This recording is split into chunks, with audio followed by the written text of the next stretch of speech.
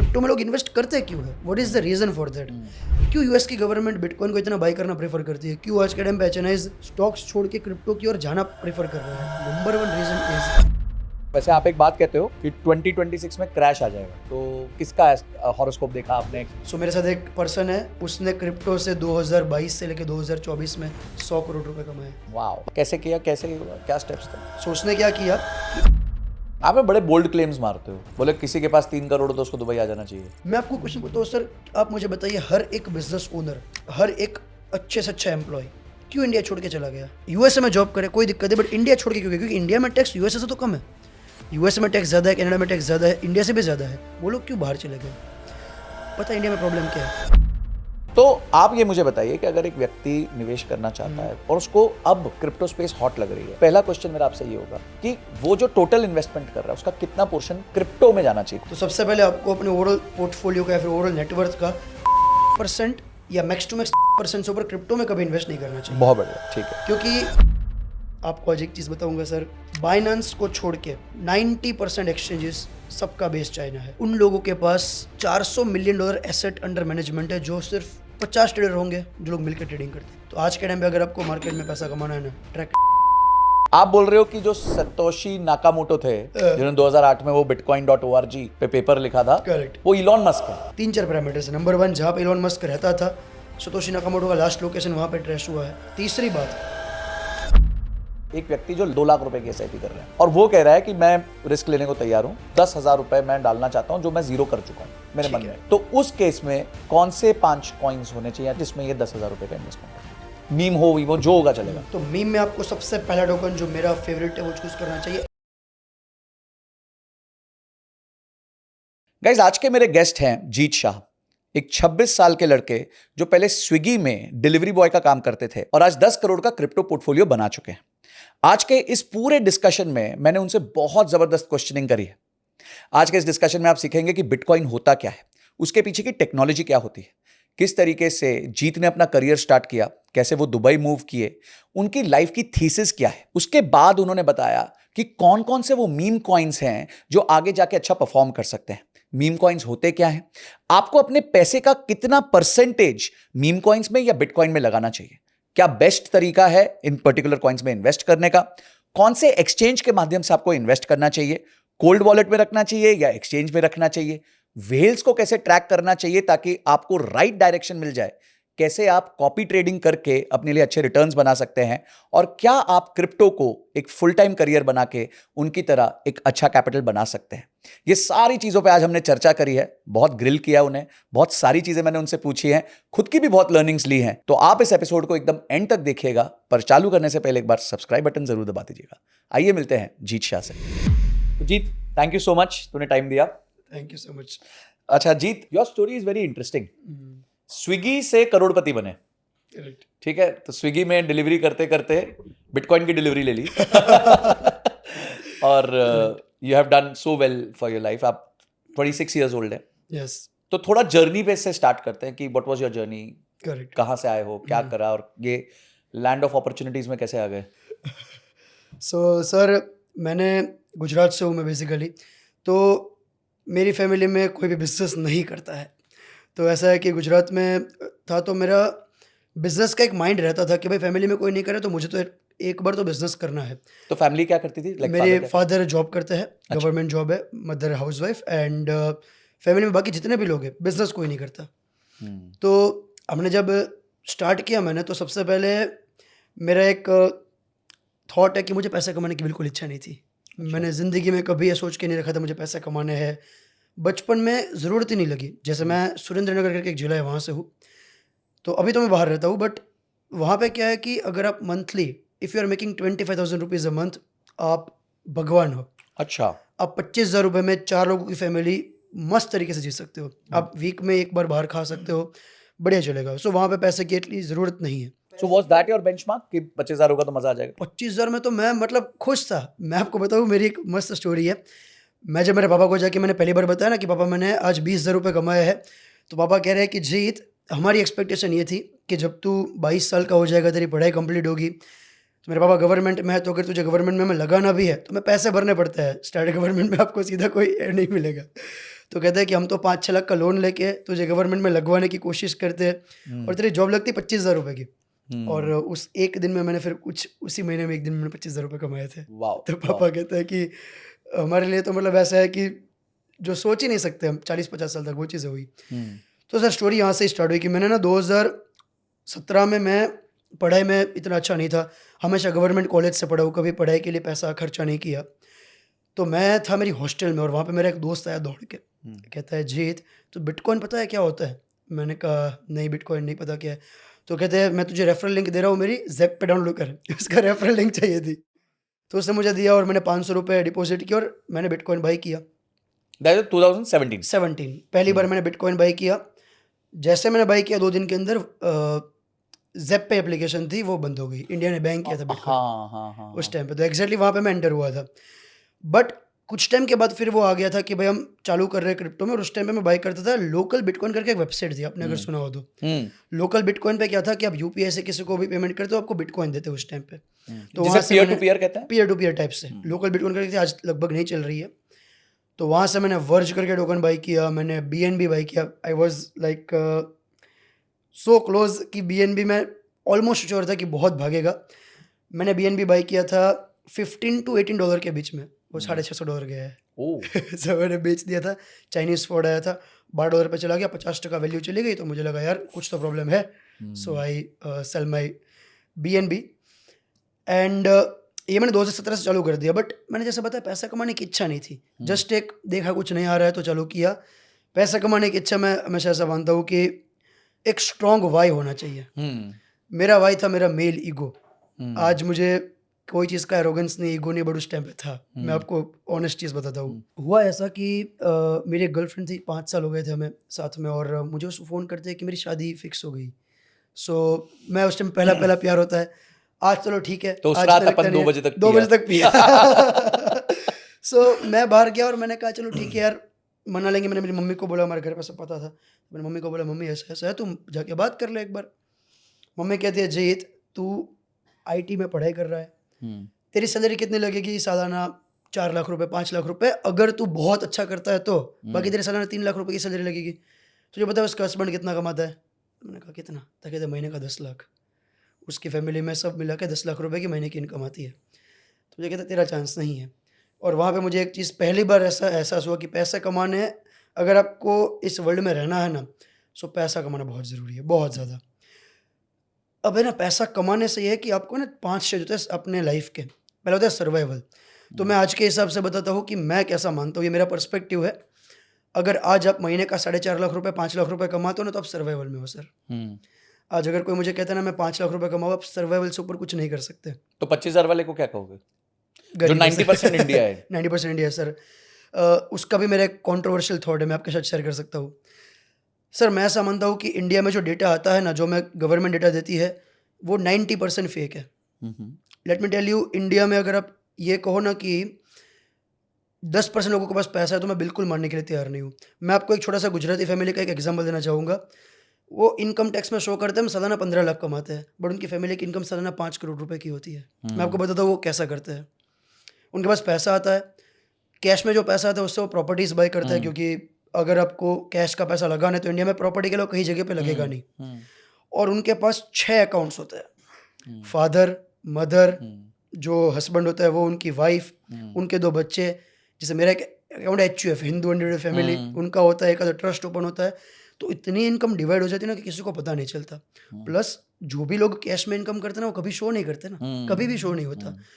तो डेटा ये आता है कि 10% लोग इतना पैसा कमाते हैं, लेकिन आप डेटा चेक करो सर, इंटरनेशनल लोग कितनी ट्रिप्स करते हैं। जैसे हम तो टैक्स पूरा पे करते हैं क्योंकि हमारे पास सारी इनकम ऑनलाइन आती है, बट जितने लोग, गुजरात के 90% व्यापारी जो आपको दिखाएंगे कि उनकी इनकम 7 से 8 लाख रुपए है। आई हैव अ फ्रेंड जो अपनी इनकम टैक्स में दिखाता है 11 लाख रुपए कमाता है सालाना। एक 11 लाख रुपए का उसका दिन का टर्नओवर होगा। सो कोई भी पर्सन कभी ना शो नहीं करेगा आपको। तो मेरा ऐसा पर्सनल पर्सपेक्टिव है कि जो पर्सन के पास कैश में पैसा आता है ना, वो शो नहीं करता। अब मैं बताता हूँ कि मैं ऐसा क्यों मानता हूँ कि अगर आपके पास 50 लाख रुपए आप सालाना कमाते हो तो आप मिडिल क्लास में क्यों आते हो, या फिर मैं कहता हूँ आप सर्वाइवल में क्यों हो। हम बात कर देंगे Tier 1 सिटीज़ की। Tier 1 सिटी में हम देखें, मुंबई, दिल्ली में एक रिसेंटली रील बहुत वायरल हुई थी, अगर आपने देखी हो तो, कि if you are making 70 lakh rupees a month, आपके पास कुछ भी बचेगा नहीं 7 7 lakhs lakhs a a year. year, या सो आज के टाइम पे हम लोग है ना मैथ नहीं कर पा रहे हैं. Let me ask you very simple question sir, what is the real inflation rate in India? देखो सेगमेंटल इन्फ्लेशन होता है, हर हाँ, सेगमेंट का इन्फ्लेशन सेगमेंट होता होता है.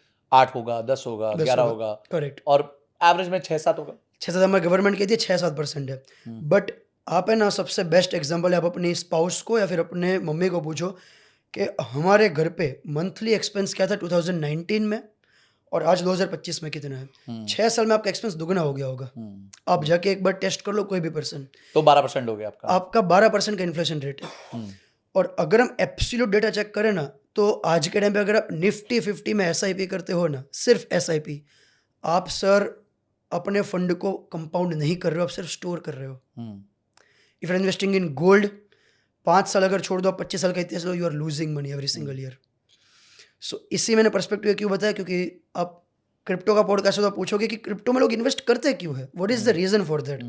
क्यों यूएस की गवर्नमेंट बिटकॉइन को इतना बाई करना प्रेफर करती है, क्यों आज के टाइम पे HNIs स्टॉक्स छोड़ के क्रिप्टो की ओर जाना प्रेफर कर रहे हैं. नंबर 1 रीजन इज कि अब जो रियल डेटा चेक करो ना आप, तो स्टॉक मार्केट में 90% लोग एब्सोल्यूट इन्फ्लेशन को आफ्टर टैक्सेस बीट नहीं कर पा रहे हैं. निफ्टी 50 का एवरेज रिटर्न जो होता है ना, उतना आपका इन्फ्लेशन का रेट है, रियल इन्फ्लेशन का रेट. सो आप चाहो या ना चाहो, आपको क्रिप्टो की ओर जाना ही पड़ेगा. आज यूएस गवर्नमेंट गई है, कल इंडियन गवर्नमेंट जाएगी, और हर एक government and of the day ऐसा कोई एसेट बाय करेगी जो हाई रिस्क हाई रिवॉर्ड है, बट उनको अपने पोर्टफोलियो का कुछ परसेंट तो डालना ही पड़ेगा. ये बहुत इंपॉर्टेंट पॉइंट आपने कहा कि कुछ पोर्शन डालना पड़ेगा. वैसे आप एक बात कहते हो कि 2026 में क्रैश आ जाएगा. यस, ये आपका प्रिडिक्शन है. करेक्ट. तो कौन सा किसका हॉरोस्कोप देखा आपने, किसका न्यूमरोलॉजी चार्ट देखा, कहाँ से निकाला ये 2026 का क्रैश? क्या है आपका थीसिस? ओके, सो जैसे क्रिप्टो मार्केट में क्या होता है, 4 साल का साइकिल होता है, जैसे हॉल्विंग साइकिल जिसको हम बोलते हैं. तो सतोशी नाकामोटो ने, जिसने बिटकॉइन को फाउंड किया, उसने मैकेनिज्म बिटकॉइन का बहुत ही मस्त बनाया. तो आज ही एक मिस्ट्री है कि बिटकॉइन बनाने वाला पर्सन 2008 में जो था, वो या तो इतना स्मार्ट रहा होगा या फिर वो पर्सन एक हो ही नहीं सकता. सोचो सर, 2008 में उस पर्सन ने 2025 में होने वाली सारी चीज़ों को प्रिडिक्ट कर लिया था.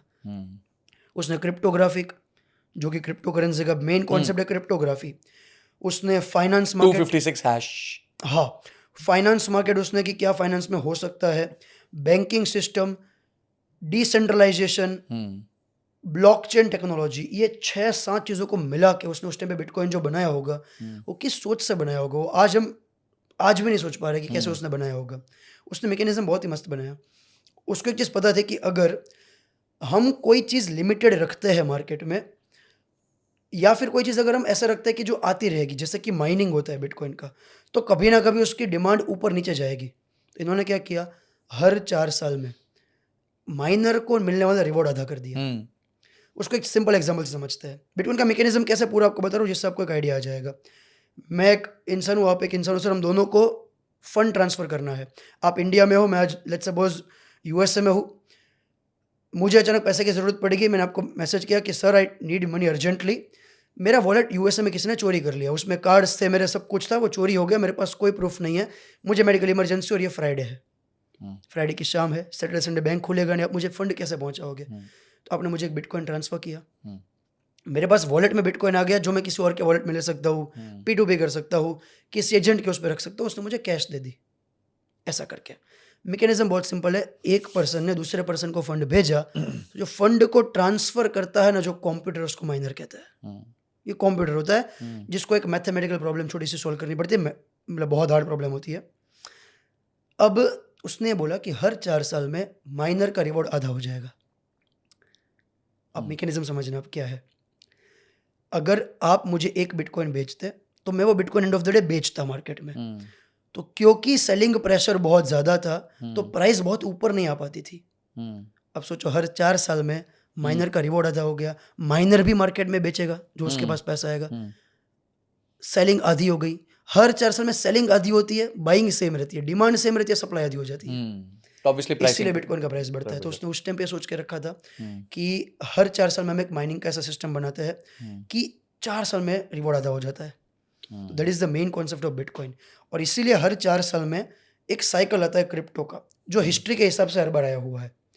2011 में 2013 में एक साइकिल आया था, 2017 में एक साइकिल आया था, 2021 में एक साइकिल आया था और अब 2025 में एक साइकिल आया है। 26 में क्रैश आने के मेरे 2 रीज़न है। पहला, जब एक बुल मार्केट होती है there is a rule, aggressive bull market के बाद एक ब्रूटल बेयर मार्केट आती ही आती है। दूसरा रीज़न, जो आप कहते हो कि मैं एस्ट्रोलॉजी न्यूमरोलॉजी का एक जेन्युइन पर्सपेक्टिव है सर।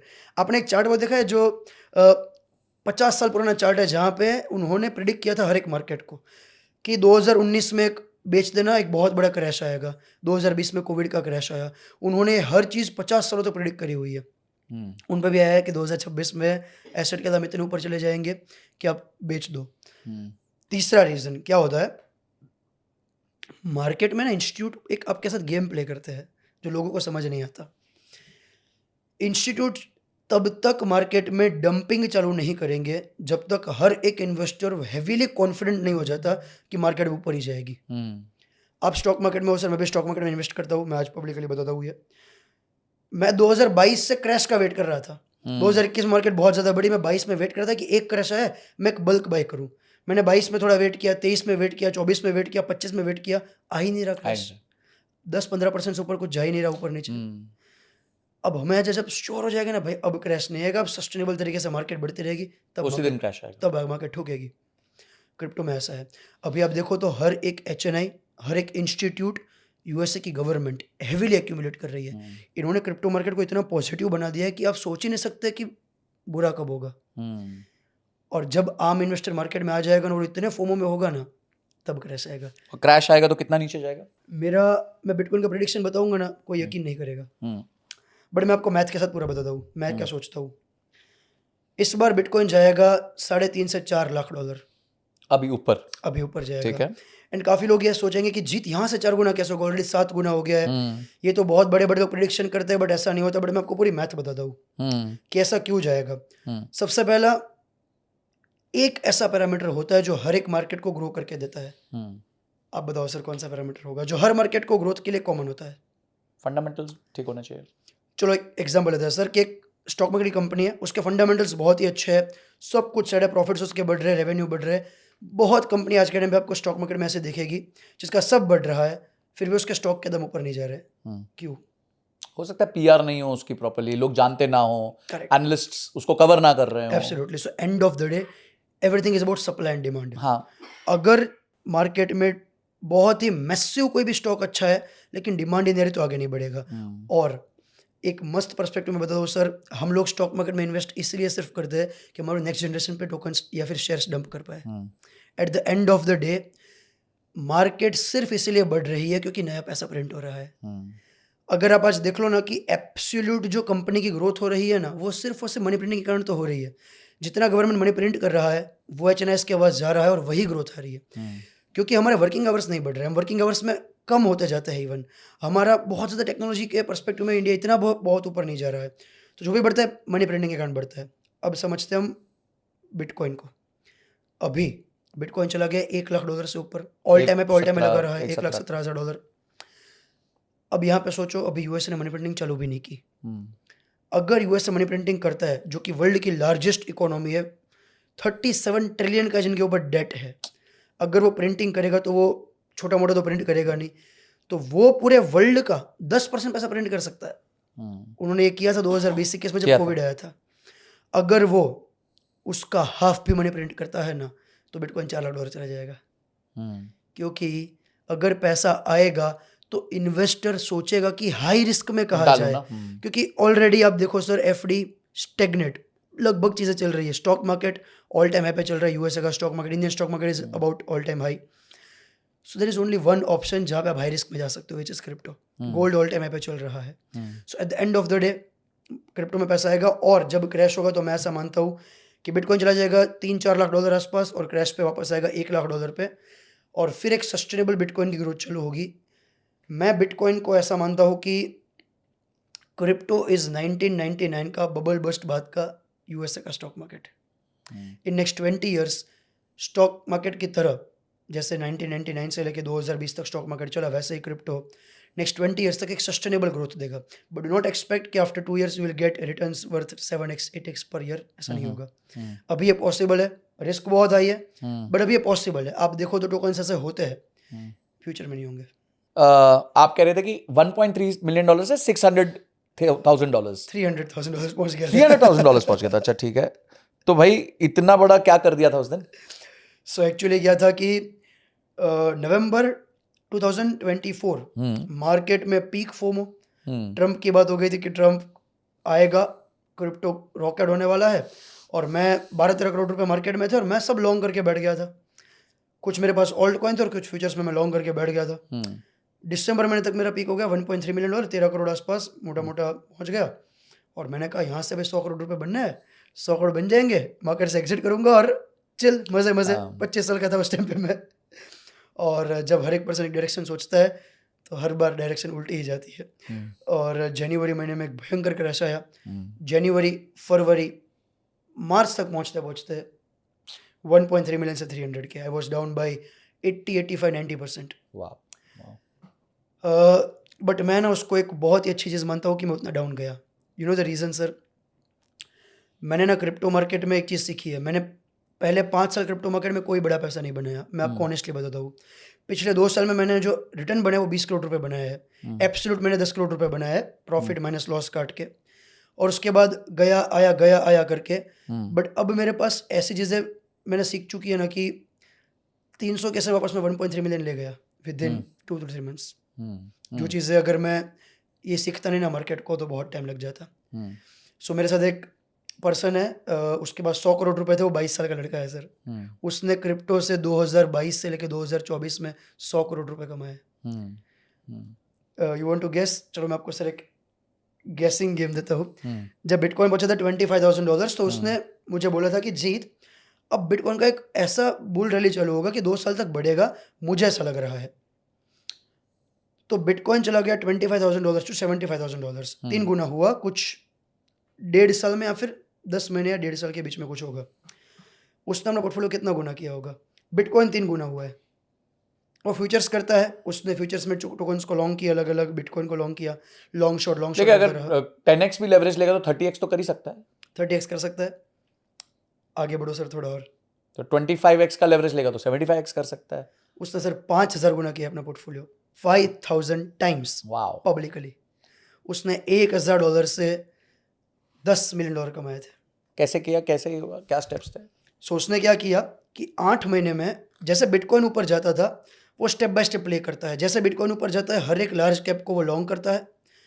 जैसे उसको लगता है कि बिटकॉइन अभी वापस नीचे आने की वो होगा, लॉन्ग्स क्लोज करता है, टेम्पररी शॉर्ट लेता है, ट्रेड कर करके एंड ऑफ द डे पूरा का पूरा उसने ट्रेडिंग से अपने पोर्टफोलियो को 5,000 गुना किया। ट्रेडिंग से कर पाया, इन्वेस्टिंग से नहीं कर पाता। इन्वेस्टमेंट से पॉसिबल है, इतना ज्यादा तो पॉसिबल नहीं है, और ट्रेडिंग से भी वन ऑफ मेनी केसेस है, वन ऑफ मेनी केसेस। और उस बंदे ने जब क्रैश आया ना, उसने 100 करोड़ का आ गया, वो सीधा 5 करोड़ पे, he lose 95 crore. He was heavily in longs, हम सब लोग लॉन्ग में थे। सो मुझे मिला और मुझे कहता है कि Jeet, now we are down by 95%, 90%। मैंने कहा यस। सो कहता है कि अगर मार्केट को भी शॉर्ट कर दिया, अगर मार्केट में कुछ टाइम हम शॉर्ट गेम प्ले कर लिया ना हमने, हम वापस थोड़ा बहुत तो ऊपर चले जाएंगे। और लकीली उस टाइम पे मैंने वल्नरेबल होके वो कर लिया, इसलिए थोड़ा बहुत मैं ऊपर आ गया, वापस आ गया 30-40 करोड़ पे। Now next plan is 300-400 crore. Wow. देखो मुझे ऐसा लगता है कि आपका जो टोटल नॉलेज बेस है क्रिप्टो का, वो अभी करीबन 8 साल का हो गया। तो किसी को भी अगर इस स्टेज पे पहुंचना है, जीत के स्टेज पे पहुंचना है, तो it is very important to learn. ठीक है। और अगर आपको लर्न करना है तो मेरे हिसाब से ऐसे ही लोगों से लर्न करना चाहिए जिन्होंने ये जर्नी जी हो, because crypto is a very new place. मतलब मैं खुद भी बहुत ज़्यादा उसके बारे में नहीं जानता। मैंने ड्यूक यूनिवर्सिटी से कोर्स किया डिसेंट्रलाइज्ड फाइनेंस के ऊपर। मैंने डिसेंट्रलाइज्ड फाइनेंस को डिटेल में समझा कि होता क्या है, क्योंकि ये सारी तो चलो एक है कि चलो आप उससे पैसा बना रहे, पर समझो तो सही कि अंडरलाइंग है क्या। तो ऐसा कोई सोर्स है जिसके थ्रू हम इन सबको सिखा सकते हैं कि क्या करें, मतलब कैसे वो ट्रेडिंग करे? क्या आपने कहीं अपनी जर्नी को डॉक्यूमेंट किया? हाँ, मैंने सर, मेरा एक पूरा कोर्स है 1.5 घंटे का, यूट्यूब पे फ्रीली अवेलेबल है। फ्री है। ओके। आप डिस्क्रिप्शन में अगर हम लिंक दे सकते हैं तो हम लिंक डाल देंगे। आप जाओ, 1.5 घंटा पूरा देखो मैंने बिटकॉइन कैसे बना, क्यों बिटकॉइन बना, सबसे चीज वाई क्यों बिटकॉइन बना, इन्वेस्टमेंट से पैसा कैसे बन सकता है, टेक्नोलॉजी काम कैसा करती है, क्यों आपको बेसिक टेक्नोलॉजी समझ के इन्वेस्टमेंट करना चाहिए, कहाँ पे आपको एग्जिट करना चाहिए, इन सब का मैंने एक डिटेल्ड फॉर्मेट में वीडियो बनाया कैसे आपको क्रिप्टोज बाय करनी है a to beginner to advance. Perfect. तो हम कोई भी person डिस्क्रिप्शन देख में उसका सकता है, लिंक डाल देते link डाल देते हैं, हैं। आप जाके वो वीडियो आराम से देखिएगा, ऑब्वियसली इस वीडियो के बाद देखिएगा, हाँ, क्योंकि ये अभी पूरा बहुत कुछ पहले मेरे को देखो। निकालना है उनसे, तो उस वीडियो को जरूर देखिएगा। मैं खुद भी देखूंगा, मैं खुद भी देखना चाहूंगा उस वीडियो को कि आपने किस तरीके से समझा है और मैं क्या सीख सकता हूं उससे, बिकॉज मैं भी बहुत इंक्विजिटिव हूं क्रिप्टो को लेके। अच्छा, एक आपकी ना वो आप भी, मेरे को लगता है कि पता नहीं क्या आप एस्ट्रोलॉजर हो या ट्रेंड एनालाइजर हो या FBI में हो, CBI में हो, आप बोल रहे हो कि जो सतोशी नाकामोटो थे जिन्होंने 2008 में वो bitcoin.org पे पेपर लिखा था, करेक्ट, वो इलॉन मस्क है। करेक्ट। तो भाई ये थीसिस अब कहाँ से ले आया यार? ये तुम लाइक वाइक के लिए लाते हो क्या, वायरलिटी के लिए सिर्फ? नहीं नहीं ऐसी बातें नहीं करनी सर पब्लिकली। सर मेरा ऐसा पर्सनल पर्सपेक्टिव है कि ना ह्यूमन बिहेवियर अगर आप देखो ना तो कोई भी पर्सन अगर एक बड़ी वेल्थ क्रिएट करता है ना तो उसके लिए एग्जिट तो करेगा ही करेगा। ऐसा ह्यूमनली पॉसिबल नहीं है कि जो बंदे आज वर्ल्ड का 10th रिचेस्ट पर्सन बन चुका है वो पर्सन के पास इतना पैसा हो आज तक उसने एक बिटकॉइन छुआ नहीं अपने उससे, एक भी एग्जिट नहीं किया। 3-4 पैरामीटर्स है। नंबर 1, जहाँ पे इलॉन मस्क रहता था सतोशी नाकामोटो का लास्ट लोकेशन वहाँ पे ट्रेस हुआ है। जब उसने वो किया था तो लास्ट लोकेशन उसका वहाँ पे था।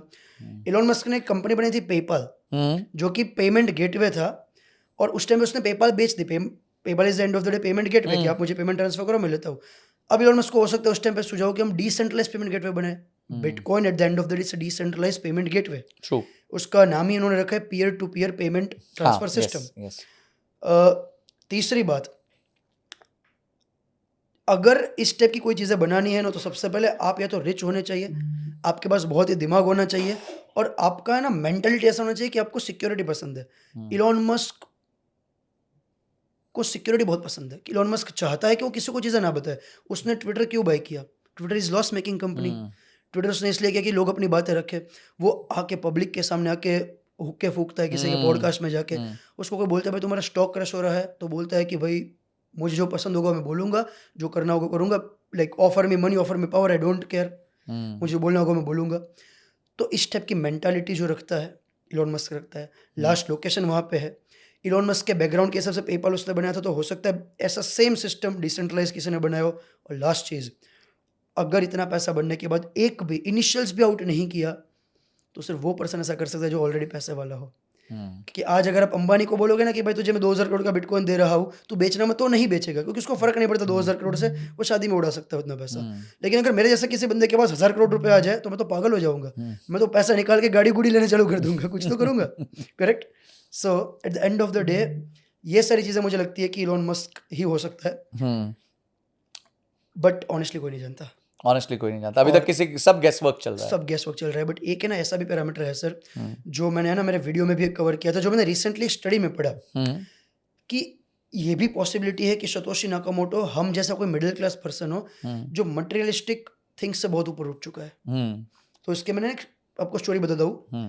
2008 में जब बबल क्राइसिस हुआ था ना, जो हमारा 2008 में लेमन ब्रदर का क्राइसिस हुआ था, बैंकिंग का क्राइसिस, उसका एग्जैक्टली हुआ क्यों था वो, उसको थोड़ा मैं समझाता हूँ आपको। सो ऑडियंस को शायद ये चीज़ ना पता हो कि राजा महाराजाओं के ज़माने से बेसिकली यही चीज़ चल रही है। क्या होता है, 3 टाइप की कैटेगरी होती है। एक होता है राजा, बहुत ही ईजी भाषा में आपको पूरा आइडिया आ जाएगा। एक होता है राजा, एक होता है उनके सामंत जो कि राजा के साथ बैठते हैं, और तीसरे होते हैं वॉरियर्स, यानी कि जो लड़ाई करते हैं बाहर, या फिर मजदूर। मजदूर में जो शक्तिशाली होता है उसको वॉरियर बनाया जाता है। और 3 कैटेगरी होती है। राजा के पास सबसे ज़्यादा पैसा होता है, फिर होता है सामंत के पास, फिर होता है मजदूर के पास। सबसे कम मजदूर के पास होता है। अब प्रॉब्लम ये हुई कि मजदूरों में से कुछ लोगों ने सोचा कि यार हम इतनी मेहनत करते हैं, हम हमारी जान दांव पे लगाते हैं, हमारे पास पैसा क्यों नहीं है, हमारे पास रिसोर्सेज क्यों नहीं है। तो कुछ स्मार्ट लोगों ने वहाँ से चीज़ें बनानी चालू करी। जैसे पहले पानी पीते थे लोग गर्म पानी, उन्होंने चाय बनानी चालू करी। उन्होंने देखा कि भाई हम लोग देसी दारू पीते, हम शराब बनाते हैं, वाइन बनाते हैं, उन्होंने वो बनाना चालू किया। तो ऐसे उन्होंने नई नई चीज़ें बनानी चालू करी और वो बन गए बिजनेस ओनर्स। अब बिजनेस ओनर इतने पावरफुल हो गए कि राजा को बिजनेस ओनर से लोन लेने पड़ गया। कैसे? राजा को आज लेट्स सपोज किसी और राज्य पे अटैक करना है तो उसको चाहिए हथियार, Best. उसको चाहिए फोर्सेस पैसा, तो वो इनको बोलते थे भाई तुम हमें गोल्ड दे दो, तुम हमें थोड़ी सामग्री दो तुम्हारी ओर से, हमारे पास वो रखो, अगर हम जीत गए तो तुम्हें उससे दुगनी दे देंगे, बाहर के कंट्री से भी आएगी, और तुम्हें हम पूरी ज़िंदगी धनवान करके रखेंगे, तुम मज़े से जीना। बट ये सारा है एक प्रॉमिस के ऊपर, हमारा पूरा फाइनेंशियल सिस्टम सर एक प्रॉमिस के ऊपर चलता है। अगर आपको मैं 100 रुपये का नोट दूंगा ना, 100 रुपये के नोट में लिखा है कि मैं आपको 100 रुपये देने का वचन देता हूँ, अगर राजा हार गया तो जो पैसा दिया है वो तो गया ही गया, प्लस उसको भी दूसरा राजा आके लूट लेगा। सो ये सेम सिस्टम चलती आ रही थी अब तक, और वही चीज़ बैंक बनी। बैंक ने क्या किया, बैंक ने 2008 में ये सोचा था, उससे पहले एक्चुअली, कि हम लोगों से पैसा लेके लोगों को लोन बांटते रहेंगे, वापस तो आना ही है, जैसे हमने सोचा था राजा वापस देगा। अब प्रॉब्लम ये हुई 2008 में कि उन्होंने कोई बैकग्राउंड चेक नहीं किया और लोन्स वापस आने बंद हो गए। 2-3% ने डिफ़ॉल्ट किया। अब प्रॉब्लम ये, जो पर्सन ने पैसा रखा है वो वापस लेने आ गया, तो बैंक के पास पैसा ही नहीं बचा। बैंक के पास पैसा नहीं है, और इसलिए पूरा क्राइसिस आया। तो उस टाइम पे 41% यूएसए की ऑडियंस जिनके पास जॉब्स थी, एम्प्लॉयज, वो एक दिन के अंदर होमलेस हो गए थे। तो मैं ऐसा मान सकता हूँ अगेन एक पर्सपेक्टिव से कि 41 मिलियन में से 1% होना चाहिए सतोशी नाकामोटो, जो कि उस टाइम पे सोचा कि भाई हमारा तो कट ही रहा है यार इतने सालों से, हमें जो पैसा हमारा बताया जाता है वो हमारा पैसा है नहीं, वो बैंक में हम रखते हैं, बैंक उठ गया हमें कुछ नहीं मिलेगा। आज मैंने इंडियन बैंक में अगर एफडी रखी है सर, एफडी अगर बैंक बंद हो गई, I get just 5 lakh rupees, बाकी का मुझे वापस नहीं मिलेगा। तब उसने सोचा होगा कि मैं ऐसा कुछ इकोसिस्टम बनाता हूँ जो लोगों के लिए होगा, मेरे लिए कुछ भी नहीं। मैं खुद के लिए 1 मिलियन बिटकॉइन रखूंगा, बट मैं उसको छूऊंगा भी नहीं, कुछ भी नहीं होगा, लोगों के लिए कि भाई आप ऐसा यूज़ करो। और वो पर्सन होना चाहिए कोई आईटी वाला बंदा, कोई ऐसा बंदा जो एब्सोल्यूट कोई जॉब पे टॉप कर रहा होगा और इस टाइम पे वो होमलेस हुआ है। तो एक ना एंगर होता है गवर्नमेंट के अगेंस्ट, तो मुझे लगता है वो एंगर भी हो सकता है सतोशी नाकामोटो बनने के पीछे। ग्रेट। अब आते हैं अगले पॉइंट पे कि आपने शिफ्ट मारा गुजरात से दुबई। कब आए दुबई? दुबई में आया लास्ट ईयर 2024 के कुछ जुलाई अगस्त महीने में। आप बड़े बोल्ड क्लेम्स मारते हो, बोले किसी के पास 3 करोड़ तो उसको दुबई आ जाना चाहिए। 100%। ठीक है, अब अधिकांश भारत के पास तो है 3 करोड़ रुपए, तो ये क्लेम कहाँ से आ गया अब आपका? मैंने ना एक्चुअली इंडिया में एक छोटी सी कैलकुलेशन की थी, और मुझे रोल्स बाई करनी थी यहाँ पे। मैं जैसे आया तो मुझे एक रोल्स का अचानक शौक चढ़ गया कि मुझे भी रोल्स चाहिए। मैंने इंडिया में बात की, तो इंडिया में रोल्स एक तो मिलने में मुश्किल ही होती है, बट 10 करोड़ रुपए आसपास की पड़ती है।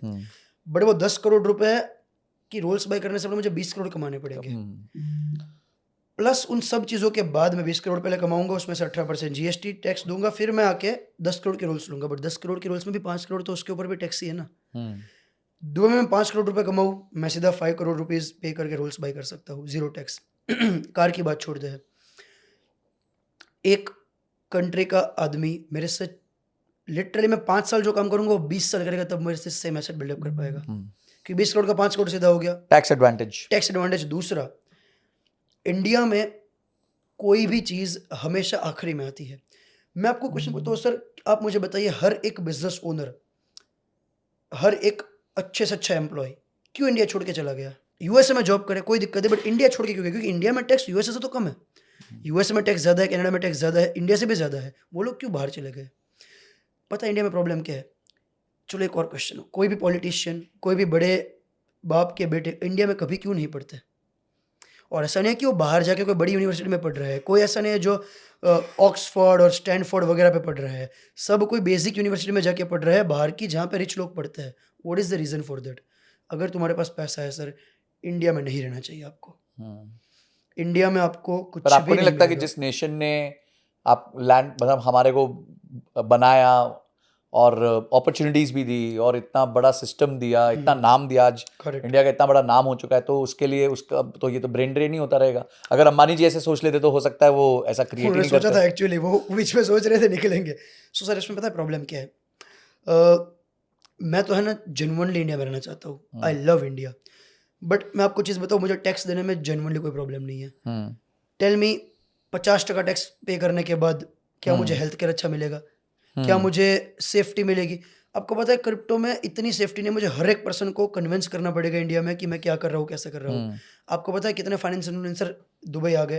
तो एक होता है देखो पर्सनली पैसा कमाना, और एक होता है देशभक्ति होना। मैं आज भी बहुत एक्साइटेड हूँ इंडिया में रहने के लिए। सो मेरा भी ये फोकस है 5-7 साल रहेंगे, फिर इंडिया चले जाएंगे, बट अगर आप यंग हो और आप अगर दुबई आ गए ना, आप 5 साल मेहनत कर लो यहाँ पे, आप इंडिया में 20 साल मेहनत कर लोगे, उतना पैसा आप बन जाएगा, फिर आप चले जाओ फैमिली के साथ वापस वहाँ रहने के लिए।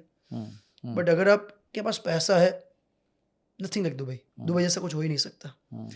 इतनी सारी 1 रुपये टैक्स पे करने के अलावा भी आपको हर एक फैसिलिटी टॉप क्लास मिलती है, top class safety, top class transport, top class health care, सब कुछ number 1 bye paying zero tax. देखिए वो तो आई थिंक सब आजकल इसका सबका एडवांटेज डेफिनेटली बता रहे हैं। इसी बात से बात करते हैं। देखिए मोटा मोटी ना इंडिया में जो लोग हैं, देखो आपको कौन फॉलो करेगा, आप 25-26 हो तो let's say you will be followed by lot of students. Correct. अब स्टूडेंट्स में एस्पिरेशन होता है, डायरेक्शन नहीं होता। अब आपने अपनी जर्नी थी, आप एक एंटरप्राइजिंग व्यक्ति थे। इंडिया में ना एंटरप्राइजिंग लोग हैं नहीं, करेक्ट। They are searching. जैसे आपके फादर ने बोला मैं 3-4 लाख रुपए दे देता, आपको गवर्नमेंट में जॉब लगा देता, तो भाई मेरी तो लाइफ सेट थी, Correct. शादी भी आपकी अच्छी होती, दहेज वहेज भी ठीक जाता। ठीक है, हम अगेंस्ट है भाई, थोड़ा मस्ती कर रहे हैं, छोटा भाई जैसा है मेरा, तो क्या है थोड़ी कर सकता हूँ इसकी खिंचाई में। ओके, तो बट देखिए you have to understand that India में उन बच्चों में उतनी ताकत नहीं है। करेक्ट। तो कहीं ऐसा तो नहीं लगता कि जो आप कंटेंट प्रोवाइड कर रहे हो या जिस तरीके से हम बात कर रहे हैं, हम तो मोटिवेट कर रहे हैं, बट आपको नहीं लगता कि ये 99% लोग तो ये अचीव कर ही नहीं पाएंगे कभी भी वैसे भी, और जो बेसिक लाइफ थी उससे भी वंचित रह जाएंगे? करेक्ट। इसलिए मैंने ना सबसे पहले यही सर बोला था कि 3 करोड़ रुपए पहले कमाओ, 3 करोड़ से पहले तो कभी मत आओ। दूसरा सर, इंडिया में ना कमाना आज के टाइम पे लिटरली पैसा कमाना बहुत आसान है आज के टाइम पे। हम सोशल मीडिया पे है, आप ये जानते हो सर, मैं ये जानता हूँ, अगर आज से 10 साल पहले हम इतनी मेहनत करते ना, तो हमारे पास आज के टाइम पे जो चीज़ है ना उसका 10% भी नहीं होता। आज हमारे पास चीज़ है क्योंकि सोशल मीडिया पे हम है। आप सोचो सर, आज इंडिया में बैठ के आप वर्ल्ड में कुछ भी बेचो, आप पैसा इंडिया में लेके आ पा रहे हो। आप कुछ भी बिजनेस उठा के देख लो, आप 3 करोड़ रुपए 3 साल में कमा लोगे। आप कोई बिजनेस में थोड़ा मेहनत कर लोगे ना, तो देखो मेहनत तो करनी पड़ेगी। मैं आपको बताऊँ सर, मैं ना जब महीने का 10,000 रुपये कमाता था ना, तो मेरे लिए ऐसा था कि जिंदगी में कभी 1 करोड़ रुपए कमा लेंगे तो मजा आ जाएगा। बट ऑनेस्टली पैसा कमाना बहुत आसान है। लोगों को लगता है पैसा कमाना मुश्किल है। मैं मानता हूँ कि स्टार्टिंग की जर्नी में आपको बहुत मेहनत करनी पड़ेगी, और आपका ही एक मैंने पॉडकास्ट देखा था कि your first 1 crore is a bitch. Correct. तो आपका पहला 1 करोड़ रुपए आपको बहुत मुश्किल लगेगा, इट्स इम्पॉसिबल। बट उसके बाद जो 2 करोड़ रुपए आपके होंगे ना, वो बहुत ईजी होंगे, 3 करोड़ और ईजी होंगे, 4 करोड़ और ईजी होंगे। दूसरी बात, मुझे नहीं पता लोग इसमें बिलीव करते हैं कि नहीं, but I genuinely believe in you can say law of attraction. मैं दुबई में आया ना, तो सबसे पहले मुझे एक पर्सन मिला, उसके पास आज के टाइम पे 50-60 प्रॉपर्टी होगी, और एटलीस्ट उसकी नेटवर्थ होगी 2 से 3 हज़ार करोड़ रुपए मिनिमम। उसने मुझे एक चीज़ बोली थी, जब वो इंडिया में मुझे मिला था, गोवा में मेरा एक इवेंट था, वहाँ मुझे मिला था। मुझे कहता है, जीत तू पहले यहाँ पे आ जा और पहले 100 करोड़ का गेम खेल। मैंने कहा 100 करोड़ रुपए इंडिया में कमाने में मुझे 20-30-40 साल लग जाएंगे, कि दुबई में आ जा, तू 5 साल में कमा लेगा। और आज मैं 5 साल में मैं आज इतना कॉन्फिडेंट हूँ, मैं 5 साल में 100% कमा लूँगा। पता है फ़र्क कहाँ पड़ता है? लोग कहते हैं कि आप स्पेंडिंग ना करो, मैं कहता हूँ आप स्पेंड करो अपने आप पे। आप अगर सर मेरे आज से 3 साल पहले की वीडियोस देखना, I used to make good amount of money, मैं 2-3 लाख रुपए महीने का कमाता था उस टाइम पे भी। आप मेरी लाइफस्टाइल देखना, मैं स्ट्रीट फूड का शौकीन था, सस्ते सस्ती चीज़ें पहनता था, सस्ते सस्ते रेस्टोरेंट में खाना खाता था, सबसे सस्ते होटलों में जाकर रुकता था, और जितना भी करता था सस्ता करता था, नशे के अलावा सस्ते नशे नहीं करता था। जो वजह से एकदम सस्ती करता था। मैं दुबई में आया ना, तो मुझे एक पर्सन ने बोला कि तू अपने ऊपर हर महीने 5 लाख रुपए का खर्चा कर। मैंने कहा पागल है क्या, 5 लाख? मैं सालाना नहीं करता कभी इंडिया में, आप सालाना 5 लाख रुपए खर्चा कर ही नहीं सकते इंडिया में। तो कहता तू करना चालू कर और 2 महीने मेरी बात मान ले। मैंने 2 महीने 5-5 लाख रुपए खर्चा किया, तीसरे महीने से मेरी इनकम 3 गुनी हो गई। जब आपका खर्चा होता है ना, हम सर ह्यूमनली ऐसे, हमारा है ना, ह्यूमन का नेचर ऐसा है कि जब हमें दिखता है ना हमारी फटी पड़ी है, हम काम करते हैं दबा के। अगर आज मुझे पता है ना कि अगले महीने मेरी भाई घर की EMI जानी है, अगले महीने मेरे बच्चों की एजुकेशन की फीस जानी है, अगले महीने, तो तुम है ना दिन रात करके काम करोगे। लेकिन तुम्हारा अगर पीस ऑफ माइंड है ना, नहीं नहीं मेरे पास तो ठीक ठाक आ रहा है, मुझे ज़्यादा वो नहीं है, आप काम नहीं कर पाओगे। तो जिस दिन मैंने प्रेशर लेना चालू किया ना कि भाई मेरा खर्चा इतना होना ही है, आई यूज्ड लाइक, मैं महीने का 8 लाख रुपए सिर्फ सर लाइफस्टाइल में मेरा लगता है। अब 3 लाख का मेरा रेंट है दुबई पे, 3 लाख रुपए मेरा खाने पीने का बाकी चीज़ों का जाता है, 2 लाख रुपए का खर्चा ट्रैवल वगैरह का चीज़ें हो जाता है। सोचो ज़रा, अगर मैं 8 लाख रुपए जो मैं इंडिया में सालाना स्पेंड नहीं करता था, उतना मैं यहाँ पे महीने का स्पेंड करता हूँ, तो आपको लगता है आप सेम माइंडसेट पे वो कर सकते हो, आपको यहाँ पे बढ़ाना पड़ेगा। देखो इसमें मेरा आर्ग्यूमेंट ये होता है काउंटर, आपकी बात गलत नहीं है, पर होगा क्या ना, आपकी बात का एक ही सेक्शन लोग सुनेंगे। पैसे उड़ाने वाला। हाँ, सही पैसे बात कमाने है। वाला कोई नहीं सुनेगा, कमाने वाला कोई नहीं सुनेगा। है ना, कि मेहनत करो, अपनी एक्टिव इनकम बिल्ड करो, Correct. अपनी स्किल्स पे बिल्ड, और Skill build. अगर आप 8 लाख खर्च कर रहे हो, 5 कर रहे हो, जो भी कर रहे हो, ठीक है, 5 तो मैं भी नहीं करता, बट जो भी आप कर रहे हो उसमें एक बहुत बड़ा पोर्शन जो है वो लाइफस्टाइल के अलावा आपकी नॉलेज, करेक्ट, अपडेशन, स्किल्स पे जाना चाहिए। ट्रू। जो व्यक्ति अपने ऊपर निवेश नहीं करेगा वो ये सब जो बोल रहे हैं ना वो अचीव नहीं कर पाएगा। हो सकता है पता चला दोस्त यार से उधार लेके 3-4 महीने कर लिया और उसके बाद आप फंस जाओगे। तो जीत की बात के साथ साथ मैं एक और बात जोड़ना चाहूंगा कि जो उनकी पूरी बात सुनिएगा, ऐसे नहीं सुनिएगा कि 8 लाख के लड़का खर्च कर रहा है 26 साल की उम्र में, 3 लाख का रेंट पे कर रहा है। उसके साथ उन्होंने कहा है एफर्ट मारना है, मेहनत करनी है, अपने आप को स्ट्रेस में, इतना स्ट्रेस में, देखिए क्या होता है, मैं ओवर स्ट्रेस भी नहीं हो जाना चाहिए। देखिए जब आप तीर और कमान होता है ना, तो जब आप उसको पुल करते हैं तो उस पर स्ट्रेस होता है, करेक्ट। अगर आप बहुत ज्यादा पुल करोगे टूट जाएगा। पर अगर आप एक एप्ट स्ट्रेस दोगे उसको, एप्ट स्ट्रेस जो होता है, जो दोगे ना तो वो सीधा निशान भेजेगा। तो आपको लाइफ में याद रखना है कि इतना तनाव जिंदगी में जरूरी है, बहुत जरूरी है, इतना तनाव जिंदगी में जरूरी है कि आप भी जाके निशाने को भेज सको। अब पागल नहीं हो जाना तनाव लेके कभी, दोनों नहीं करना। अरे प्रॉब्लम क्या है जीत, आजकल के जो खासकर जेनजी हैं, थोड़ा मैं तो सीनियर हो गया, आप लोग जेनजी हो, आप काफी कम लोग हैं जो अपने ऊपर तनाव लेना चाहते हैं। सबको बहुत इजी लाइफ चाहिए, करेक्ट, सबको चाहिए कि मैं बस पढ़ा रहूं और मेरे साथ कुछ हो जाए, मैं कुछ मेहनत ना करूं। आपको मैं बता देता हूं content creation, and Jeet would know because वो भी करते हैं content creation is not easy. लोगों को 16-16, 18-18 घंटे काम करना पड़ता है। अभी मैं दुबई आ रहा था तो मेरे को पीछे वीडियोस देनी है, बिकॉज जानी है तो जानी है भाई, ऐसा नहीं हो सकता ना नहीं जानी है, तो उसके लिए रात भर वीडियो शूट करनी है। Full time business, it's a full time business. At the end of the day you have to spend 10 hours 12 hours a day. कभी कभी तो हमारा टाइम अगर हमें ज्यादा चीजें करनी तो बहुत ज्यादा जाता है। So at the end of the day like अगर लोग ऐसा सुनते हैं कि मैं 8 लाख स्पेंड कर रहा हूं, so imagine my income is very obviously, मतलब देखिए मैं पूछूंगा भी नहीं नहीं तो बता दो मुझे फोम हो गया क्रिप्टो में इन्वेस्ट करते हो क्या आपसे? तो पॉइंट जोक्स अपनी जगह, बट एक ही चीज मैं चाहूंगा कि फुल स्टेटमेंट याद रखा जाए कि it is not only the expense, also with the expense comes the capability of making income. तो दोनों चीजें सुन लेना साथ में, ठीक है? चलिए आगे चलते हैं जी। तब थोड़ा ना हमने काफी बातें करी अराउंड साइकोलॉजी, बातें करी, आपकी पर्सनल जर्नी की बात करी। अब थोड़ा रियल बिजनेस पे बात करते हैं, which is real crypto, correct, ठीक है? थोड़ा बहुत आपने बताया, स्टोरी बता दी क्रिप्टो की, हम काफी लोगों को पता होगी, काफी लोगों को आपके माध्यम से पता चलेगी। पर जब आपके ज्यादातर जो मैंने क्लेम टू फेम देखा है वो देखा है मीम कॉइन्स। ट्रू, कि भाई मैं मीम कॉइन्स अच्छा आइडेंटिफाई कर सकता हूँ।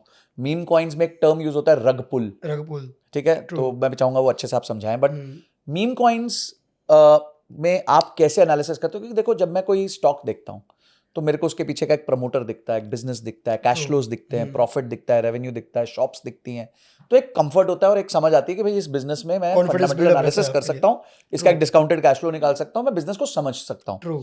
यहाँ तो यार कल कोई शीबा आ गया, कोई कल बीबा आ गया, कल कोई स्क्विड गेम आ गया, फिर ट्रम्प आ गया, फिर मेलेनिया आ गया। So what is that?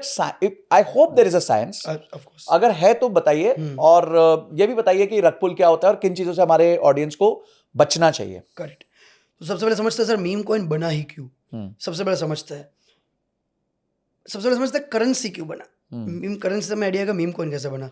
तो करेंसी या फिर अब जो भी बोलो कि जिसको लोग वैल्यूएबल मानते हैं, जैसे कि गोल्ड को, उसके बनने का रीजन सिर्फ एक चीज होती है कि उसको सब लोग गोल्ड मान रहे हैं, सर्कुलेशन है। और मैं आपको एक चीज बताता हूँ, जब गोल्ड पहली बार जमीन से मिला होगा तब तो गोल्ड नहीं था, चमकता हुआ पत्थर था। ऐसे 1000 पत्थर मिले, मेटल था, पत्थर था, जो भी चीज़ बोलो, एक गोल्ड मिला, सिल्वर मिला, कुछ और चीज़ मिली और चमकती बहुत चीज़ें मिली।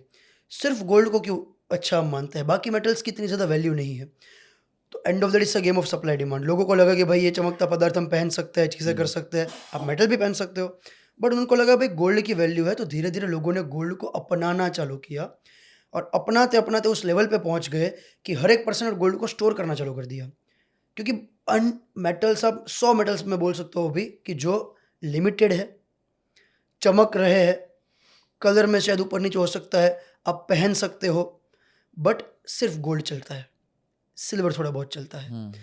तो उसका रीज़न सिर्फ ये है कि हर एक पर्सन जो मानता है ना, वही चीज़ हमारी आगे करेंसी बनती है। आज मैं अगर आपको 100 रुपये देता हूँ, क्योंकि हमें गवर्नमेंट ने बोल दिया भाई 100 रुपये है, इसलिए अगर कल गवर्नमेंट जाके सीधी बात 2000 का नोट बंद कर दिया, हम 2000 का नोट नहीं लेंगे।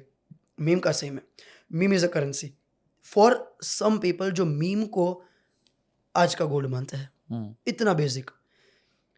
हम 4 लोग यहाँ पे मिले, हमें चारों को लग रहा है कि भाई ये मेरे लिए गोल्ड है जिसका नाम है शिबा, शिबा मेरे लिए करेंसी है, मैं शिबा को बाई करूँगा और मैं 10 लोगों को जाके बोलूँगा कि भाई शिबा है नया गोल्ड बनने वाला है, तो ये बाई कर ले। इस तरह से बनता है। तो मीम कॉइन बना इस तरह से कि उनको एंड ऑफ द डे लोग होल्ड करना प्रेफर करते हैं। अब करेंसी की या फिर एक चीज़ों की मैं आपको एक चीज़ बताता हूँ sir, problem with currency is कि वो अनलिमिटेड प्रिंट हो सकती है। INR आज गवर्नमेंट के पास ही है, 99% केस में परमिशन है कि वो जितना भी मर्जी प्रिंट कर सकते हैं, उनको किसी की परमिशन लेने की ज़रूरत नहीं है। एंड ऑफ द डे अगर उनको लगता है भाई इंडिया में प्रॉब्लम आया, वो करेंसी प्रिंट कर देंगे। उनको लगा कोविड जैसे कोई बीमारी आ गई, वो करेंसी प्रिंट कर देंगे। तो प्रॉब्लम विथ INR इज़ कि US dollar is unlimited print हो सकता है। अब बात करते हैं मीम कॉइन की। तो मीम कॉइन में इन्होंने लोकशाही अपनाया। लोकशाही समझते हैं हम इंडिया में। इंडिया में क्या लोकशाही का मतलब होता है लोगों का, लोगों के लिए, लोगों for the people, of the people, by the people, by the people बनाया हुआ बेसिकली करेंसी। उन्होंने ये बनाया कि एक मीम टोकन है, मार्केट में हमने रखा, सिंपल इतनी सप्लाई रहेगी, आपको सब चीज़ें दिखेगी इसमें। अब आप बाय करो, आप ही प्रमोट करो। हम 4 लोगों ने यहाँ पे हर एक पर्सन 10-10 लोगों को बोला कि भाई हम ये बाय कर रहे हैं, तू अपना देख ले। उसको लगेगा हाँ भाई देखते हैं क्या है कैसे, वो बाय करेगा, वो बाय करेगा, वो बाय करेगा। और ऐसे उनकी डिमांड इतनी ज़्यादा बढ़ गई कि आज के टाइम पे वो एक बैंक से बड़े हैं। इंडिया में कुछ बैंक से उनसे बड़े मीम टोकन्स बन चुके हैं। अब कोई एग्जांपल ऐसे 2-3? Doge, no recommendations. Yes, Doge Shiba Inu दोनों। सो डोज का मार्केट कैप कितना है? मार्केट कैप अभी अगर देखो $20 बिलियन आसपास, 20 बिलियन कितना होता है मोटा मोटा आप देख लो तो 1,70,000 करोड़। 1,70,000 1,60,000 करोड़ इतना। हमारे कुछ इंडियन बैंक भी इतने शायद बड़े नहीं होंगे। तो इसीलिए इस तरह से मीम टोकन्स बने। अब मीम टोकन्स में इन्वेस्टमेंट का पर्सपेक्टिव बहुत ही सिंपल है। मीम टोकन्स के कोई फंडामेंटल्स नहीं है, कोई टेक्निकल्स यहाँ पे वर्क नहीं करेंगे। ये सिर्फ होता है आप वेल्स को ट्रैक करो उस हिसाब से।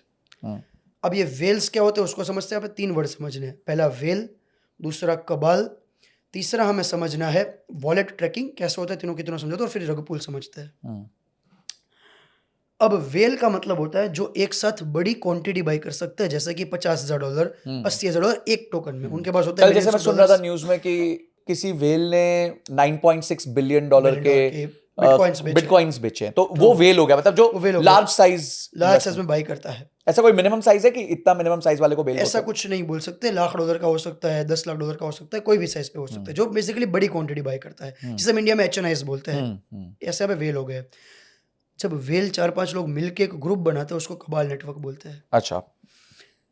और फिर आपको अब समझना है कि रग पुल का मतलब होता है वो टोकन को उन्होंने मार्केट में डाला, फोमो क्रिएट किया और अपनी सप्लाई बेच के निकल गए। पंप एंड डंप जिसको हम बोल सकते हैं। अब यहाँ पे क्या होता है, देखो एक बहुत ही सिंपल रूल है। अगर किसी को पैसा कमाना आता है ना तो पैसा कमाता रहेगा। Rich becomes richer, poor become poorer. तो मैं ये नोटिस करता हूँ कि 2017 में, 2021 में जिन्होंने शिबा बाई किया, जिन्होंने डोज बाई किया, जिन्होंने बाकी मीम टोकन्स बाई किए, वो कौन से लोग हैं? क्योंकि वही लोग हो सकते हैं जो टोकन्स निकालते हो। क्रिएटर वही लोग हो सकते हैं या फिर अर्ली एडोप्टर्स ये लोग हो सकते हैं। तो मैं उनको ट्रैक करता हूँ। तो मैंने क्या किया, कुछ इसको डोरमेंट वेल्स बोलते हैं कि बहुत टाइम तक सोते रहते हैं, फिर आके एक टोकन बाय करके बैंड में जाके चले जाते हैं। जैसे आपने बताया कि उस पर्सन ने 2011 से 13 में नियरली 80,000 बिटकॉइन बाई किए थे और उसने खुद का पैसा स्पेंड किया था नियरली 40 लाख, 40 लाख रुपए। आज उसकी वैल्यू है $9.8 बिलियन। 10 साल तक कोई मोमेंटम नहीं, अचानक आके बेच के निकल गया। वैसे ये वेल्स जो होता है ना, ये क्या, इनका क्या होता है, ये कोई टोकन देखते हैं या तो खुद इंट्रोड्यूस करते हैं और उनके सप्लाई बहुत ज़्यादा लेते हैं और उनको फिर पंप करवाते हैं, मार्केटिंग करते हैं। तो मैं ऐसे 5, 10, 15 वेल्स को ट्रैक करता हूँ। अब मैं देखता हूँ कि ये लोग कौन से टोकन्स पे बाइंग बना रहे हैं। तो सबसे पहले मेरा पहला पर्सपेक्टिव, स्टॉक मार्केट के हिसाब से देखो तो FIs DIs कहाँ बाइंग कर रहे हैं, मैं पहले ये देखता हूँ। दूसरा, मीम टोकन चलने के पीछे हमेशा रीज़न होना चाहिए एक सस्टेनेबल ट्रेंड। जैसे कि बीच में अगर कोई डॉग का ट्रेंड आ गया, फिर कोई छोटा सा ट्रेंड आ गया, जैसे अभी एक बहुत वो गाना चल रहा है, दिल पे लगाई छुरिया वाला कोई चल रहा है ना अभी, तो एक ट्रेंडिंग गाना है, ठीक है। वो गाना कुछ टाइम पे बाद चला जाएगा, एंड ऑफ द डे उसका कोई ज़्यादा लोग सुनने नहीं वाले। ऐसे बहुत सारे पहले ट्रेंड्स आ गए जो चले गए। हमें ऐसा देखना है जो ट्रेंड कुछ टाइम तक सस्टेनेबल तरीके से चले। जैसे आज भी अगर आप देखो तो अमिताभ बच्चन का ट्रेंड चलता है 7 करोड़, सब वो मीम यूज करते हैं। आज आप देखो तो पुराने काफी ऐसे ट्रेंड्स हैं जो आज भी बहुत ज्यादा चलते हैं। तो मीम में भी ऐसे ट्रेंड होते हैं। जैसे मैं मीम का एग्जांपल लेता हूँ, जिससे एक मीम है गीगा। तो जो भी मस्कुलिन एनर्जी वाले जितने भी मर्द होते हैं वो गीगा चार्ड ऐसे बैठना चाहते हैं, ऐसे रखना चाहते हैं, तो उनका एक कल्चर हो गया। अब ये जितने भी बार गीगा वर्ड यूज होगा सब लोग गीगा के ऊपर सोचेंगे। रिसेंटली एक ट्रेंड आया था चिल गाय, हार्दिक पांड्या ने एक पोस्ट डाला था अपने उस पर चिल गाय करके। रिसेंटली एक ट्रेंड आया था कि मेसी ने अपनी स्टोरी में डाला था वाटर, पानी पी रहा था और उसने वाटर डाल दिया, वाटर का टोकन था एक, चला गया बहुत ऊपर, चिल गाय बहुत ऊपर गया था। चिल गाय में एक पर्सन ने कुछ 10-20-30 इन्वेस्ट करके बनाए थे कुछ 70-80 करोड़ रुपए 3,000 रुपए से। और ये ऑन चेन है, आप वेरीफाई कर सकते हो, गूगल पे जाओ, सर्च करो trader made millions with chill guy, you will find the data. So ये मैं देखता हूँ कि ट्रेंड कैसा है। पहला मैंने देखा वेल्स कैसा है, ट्रेंड कैसा, अब देखते हैं कबाल नेटवर्क कौन सा है।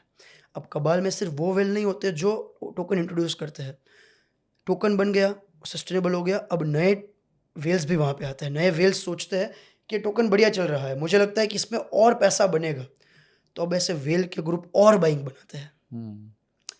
जैसे शिबा इनू जब बढ़ना चालू, वो बॉटम से गया था 10,000 गुना, तो लेट्स सपोज 40 गुना गया। कुछ लोगों ने सोचा कि हाँ ये और ऊपर जा सकता है, उन्होंने फिर से बाइंग करी, फिर से बाइंग करी। तो अब ये जो वेल्स होते हैं उनका ग्रुप साथ में आता है, जिसको बोलते हैं कबाल नेटवर्क्स। ये लोग क्या करते हैं, उनको पता है कि मेरे पास ऐसे 50 लोग हैं जिनके पास, सबके पास एक टोकन में इन्वेस्ट करने के लिए $50,000, ये सब मिला के एक साथ $50,000, 100 लोग, $5 मिलियन एक दिन में एक टोकन में इन्वेस्ट करते हैं। 5 मिलियन इन्वेस्ट होगा, टोकन में इतना सप्लाई ही नहीं है, डिमांड अचानक राइज हुआ, फ्लाई हो गया टोकन। जब भी फ्लाई होता है तो लोगों की नज़र में जाता है, स्नाइपर्स की नज़र में जाता है। क्रिप्टो में स्नाइपर्स होता है, जो लोग बॉट्स यूज़ करते हैं कि जो टोकन बढ़ रहा है उसको बाई कर लो फिर बेच देंगे, उनकी नज़र में जाता है और उसकी डिमांड बढ़ती रहती है, बढ़ती रहती है, बढ़ती रहती है। To be very honest, end of the day it's a scam. मेरा बस अगला वर्ड यही होने वाला था इट्स अ कि तो प्रॉपर ऑर्गेनाइज्ड स्कैम है। Scam, but it's a legal scam. Trump ने खुद का टोकन लॉन्च किया, Trump is the president of USA. कितने प्रेसिडेंट खुद के टोकन लॉन्च कर चुके हैं। बट समझिए सर, अगर हम कोई भी मार्केट को समझे ना, तो हर एक मार्केट स्कैम है। मैं आपको एक छोटा सा एग्जांपल लेके बताता हूँ। Again I am a big believer of Indian equity, मैं किसी को बुरा नहीं कहता, but Indian equity, US equity, end of the day is a scam. I tell you why. Let's suppose मैं एक कंपनी चलाता हूँ जिसका नाम है XYZ कंपनी, मेरे उसके शेयर मार्केट में चल रहा है। अब कुछ मार्केट में क्रैश आया, फिर कुछ भी चीज़ हुई और उसका स्टॉक का दाम 5 साल तक नहीं बढ़ा। ऐसा बहुत बार हुआ है। कंपनी में हर रोज़ प्रॉफिट बढ़ रहा है, हर रोज़ रेवेन्यू बढ़ रहा है। क्या कंपनी के स्टॉक का दाम 50% गिरने से मेरी कंपनी में कुछ फ़र्क पड़ेगा? तो स्टॉक की वैल्यू अधिक ही हो गई।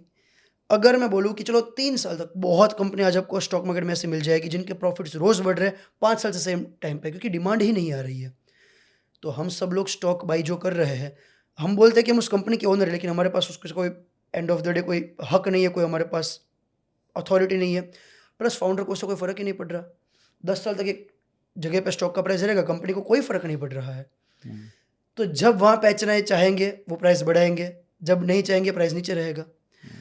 मैं रिसेंटली एक पर पता है इसमें थोड़ा सा मुझे अलग लगता है। देखो, at the end of the day there is still something fundamental there. नीचे कोई मशीन मूव कर रही है, नीचे कोई आदमी काम कर रहा है, नीचे आपका कुछ प्रोडक्ट बन रहा है, कोई सर्विस बन रही है, कोई ट्रांजैक्शन लेजिटिमेट हो रहा है, उसका यूज केस एक्चुअली है। फॉर एग्जांपल आईटीसी का शेयर बहुत साल तक नहीं बढ़ा। ट्रू। तो क्या लोग सिगरेट नहीं कंज्यूम कर रहे थे? क्या लोग आईटीसी के प्रोडक्ट्स नहीं कंज्यूम कर रहे थे? क्या लोग आईटीसी के होटल्स में नहीं जा रहे थे? जा रहे थे। करेक्ट। बस ये था कि उस 10 साल जो भी साल थे, एक्स नंबर ऑफ ईयर्स थे, उस बीच में आईटीसी को एक मोमेंटम नहीं मिला, which could be lack of liquidity, lack of identification, या फिर ये हो सकता है कि उस पहले भाग गया हो, अब फंडामेंटल्स कैच अप कर रहे हो। तो इसलिए स्टॉक मार्केट में एक ओवर 25-30 ईयर होराइजन जब लंबा निवेश देखा जाता है तो ऐसे पैचेस आते हैं। रिलायंस का एक पैच आया था, 8 से 10 साल वो नहीं हिला, नहीं बढ़ा, 2015 से 25 में हाँ वैसा एकदम ही वैसा रहा। फिर ठीक है, उसको बढ़िया एक पुश मिल गया। तो पॉइंट ये है कि वहां फिर भी एक मशीन है, तेल का कुआं खुद रहा है, 4 लाख लोग नौकरी कर रहे हैं, जियो है, रिटेल है, मतलब बहुत सारी चीजें हैं। पर यहां मैं एकदम ही मतलब जस्ट आई विल कंप्लीट, यहां मतलब एकदम ही मेरे पास कोई भी चीज नहीं है, मतलब वहां एटलीस्ट अगर मैं शेयर होल्डर हूं और मेरा 30% शेयर नीचे चला गया तो मुझे पता तो है कि मैं किस चीज का शेयर होल्डर हूं, कोई है नीचे उसके, कोई मतलब मेरे को दिख रहा है एक आदमी चेयरमैन है उस कंपनी का जिसको मैं देख सकता हूं टीवी पे, वो आगे बात कर रहा है। और हमारे यहाँ हम भी मार्केट्स में हमेशा कहते हैं कि markets are always emotional in short term and fundamental in long term. तो ये मेरा मेरा मेरा मानना थोड़ा अलग है। हाँ, मैं सर एक क्वेश्चन पूछना चाहता हूँ आपको, अगर आज इंडिया और यूएसए नया पैसा प्रिंट करना बंद कर दे, क्या आपको लगता है नेक्स्ट 30 साल तक इंडिया की स्टॉक मार्केट बढ़ेगी? देखो, इंडिया तो करेंसी तब प्रिंट कर सकता है क्योंकि वो गोल्ड रिजर्व के साथ लिंक्ड है। यूएस है जो नोटोरियसली जो है प्रिंट करता रहता है पैसा, अभी भी उन्होंने किया था पीछे। अगर हम ये मान के चले कि आज यूएस इंडिया, चलो मान लेते हैं कि हम पैसा नया प्रिंट नहीं कर रहा है, डू यू थिंक उनका अपना स्टॉक मार्केट बढ़ेगा कभी? देखिए, पैसा आएगा मार्केट में, पैसा हर तरीके से आता है, इकोनॉमिक डेवलपमेंट से भी आता है, करेंसी छापने से भी आता है, दोनों चीजों से आता है। और you can't attribute 100% to currency printing and neither can you attribute 100% to fundamentals. दोनों आपको देखिए हेल्दी मिक्स ऑफ बोथ चाहिए होता है भाई। एक बात सिंपल सी बात है, एक बंदा बॉडी बना रहा है जिम में, ठीक है, और अब मेहनत भी कर रहा है, ठीक ठाक खा भी रहा है, और उसके साथ वो शायद एक थोड़ा सा स्टेरॉइड्स ले रहा है, तो भाई समझ आता है चलो ठीक है। पर एक आदमी सिर्फ स्टेरॉइड्स ले रहा है, वो बड़ी प्रॉब्लम है। और अगर एक आदमी सिर्फ बॉडी बिल्डिंग से करेगा तो उसको टाइम थोड़ा ज्यादा लगेगा। दैट्स इट, यही एनालॉजी है। True sir. और इसके लिए आप ना यूके का स्टॉक मार्केट देख सकते हो। यूके के स्टॉक मार्केट ने पिछले 25 साल में 0% रिटर्न दिया है। जापान ने 35 में जीरो दिया है। चाइनीज स्टॉक मार्केट के काफी सारे इंडेक्स से बड़े 8-10 साल से नहीं दिया return. So the reason is कि एंड ऑफ द डे क्या होता है, अगर इकोनॉमी बढ़ रही है ना, तो आपकी बात से मैं 100% तो कंपनी बढ़ रही है। मेरा क्वेश्चन वही है, शेयर क्यों बढ़ता है? देखिए, वो तो डिमांड सप्लाई का गेम है, इमोशंस का गेम है, बहुत सारी चीजें हैं, बहुत सारी। बट मैं ये कह रहा हूँ कि मैंने किसी शिबा इनू का कॉइन ले लिया और वो नहीं बढ़ा, तो मेरे को डर कहता है क्या है कि मेरे को ठीक है, मैंने ले भी लिया और वो कम भी हो गया, 50% गिर भी गया, मेरे को पता नहीं क्या है, what do I own, what is the value of a thing I own. So हम अगर स्टॉक मार्केट को कंपेयर करें तो हम क्रिप्टो से कर सकते हैं, मीम टोकन से नहीं कर सकते, बट क्रिप्टो से कुछ चीजें में कर सकते हैं। नहीं, वहां आपके पास वेब3 है, वो सब है, कुछ है end of the day. Sir ऐसा ही मीम टोकन का सिस्टम। सर ये तो हमारी डिबेट हो गई। आपको क्या लगता है एक बार कमेंट सेक्शन में जरूर बताना। देखिए मीम, अच्छा देखिए होता क्या है कि लोग आपकी सुनेंगे और वो क्या सोचेंगे, यार मेरे पास 10,000 रुपए हैं, तो जीत भाई बोले मैं मीम पे लगा देता हूँ। करेक्ट। तो आपको एक, अगर हमारे यंग ऑडियंस को या मिड एज ऑडियंस को, मेरी ऑडियंस काफी मैच्योर वाली भी है, सीनियर लोग भी हैं, इन्वेस्ट करना चाहते हैं और वो डेफिनेटली हर चीज एक्सप्लोर करना चाहते हैं, और मेरा काम है उनको हर चीज का नॉलेज देना। तो आप ये मुझे बताइए कि अगर एक व्यक्ति निवेश करना चाहता है तो, और उसको अब क्रिप्टो स्पेस हॉट लग रही है, करेक्ट, कि भाई कुछ तो मैं पैसा डालूं, तो पहला क्वेश्चन मेरा आपसे ये होगा कि वो जो टोटल इन्वेस्टमेंट कर रहा है उसका कितना पोर्शन क्रिप्टो में जाना चाहिए, क्वेश्चन नंबर 1। अब क्रिप्टो के अंदर आने के बाद उसका एसेट एलोकेशन क्या होना चाहिए ताकि उसको सेफ्टी भी रहे और थोड़े चांसेस हो उसके अच्छे रिटर्न्स बनने के। ट्रू। तो सबसे पहले आपको अपने ओवरऑल पोर्टफोलियो का या फिर ओवरऑल नेटवर्थ का 5% या मैक्स टू मैक्स 10% से ऊपर क्रिप्टो में कभी इन्वेस्ट नहीं करना चाहिए। बहुत बढ़िया, ठीक है। क्योंकि अगर आप थोड़े यंग हो तो आप 10% तक जाओ, वरना अगर आप एक फैमिली आपकी है 5% से ऊपर मत करो इन्वेस्टमेंट कभी भी। Very nice. दूसरा एक मस्त डेटा पॉइंट आपको देता हूँ, अगर आपने 2019 से लेकर 2025 तक स्टॉक मार्केट में निफ्टी में इन्वेस्ट किया हो तो आपका पैसा 14% का 13.14% का CAGR बनता।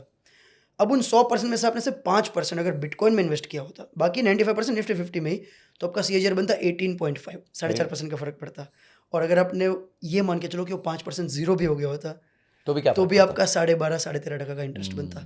तो here is your risk, 1.5-2% you will lose अगर आपका क्रिप्टो जीरो हो जाता है, तो अगर आपने इस तरह से एलोकेशन किया है तो, and if you make money आपका 3-4% का फर्क पड़ जाएगा।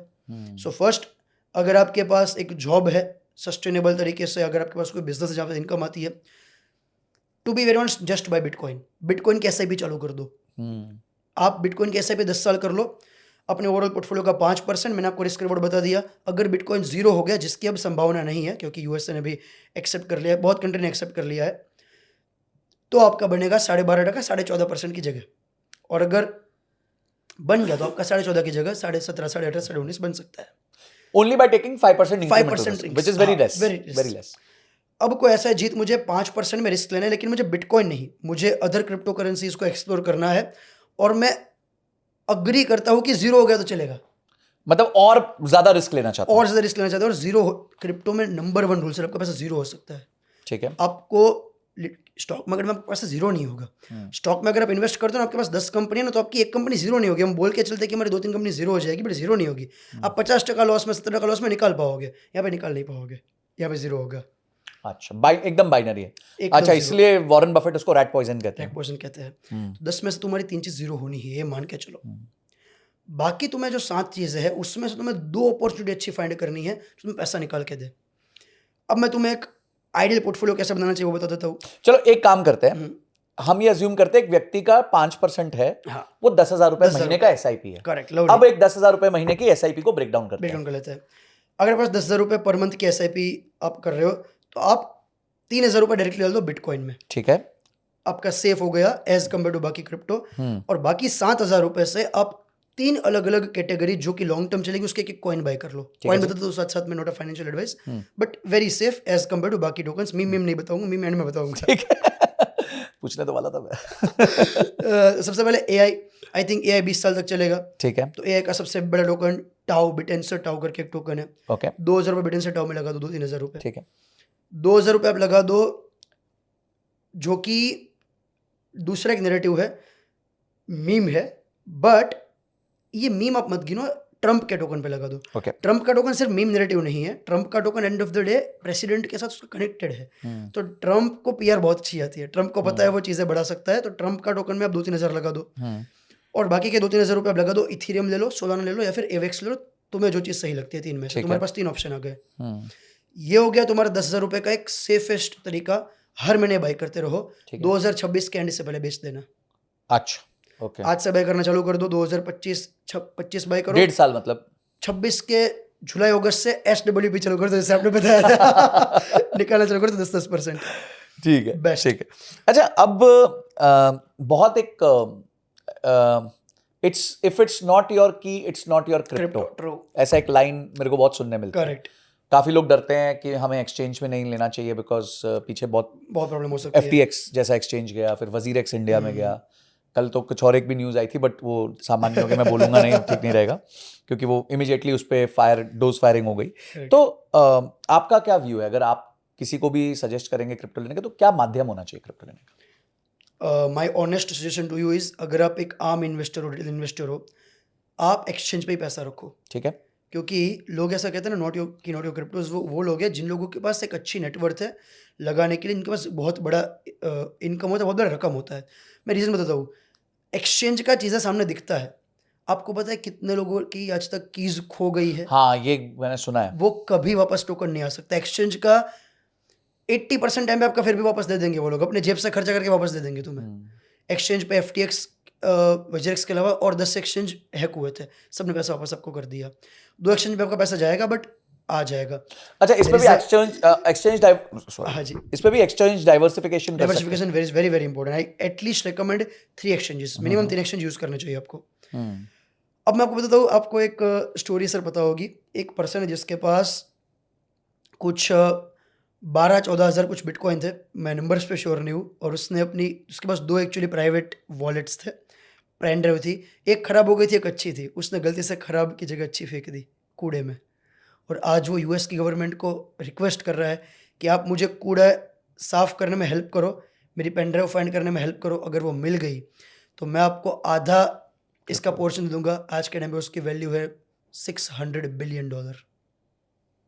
वाह, इतने बिटकॉइंस इसके तो पास अब जो वो पेन ड्राइव में है और अगर वो रिट्रीव नहीं हुआ तो वो गया। सबसे बड़ा बिटकॉइन बढ़ने का रीजन सर मैं बताऊँ आपको, what is the number 1 reason why Bitcoin is? क्योंकि बहुत लोगों ने खो दिया।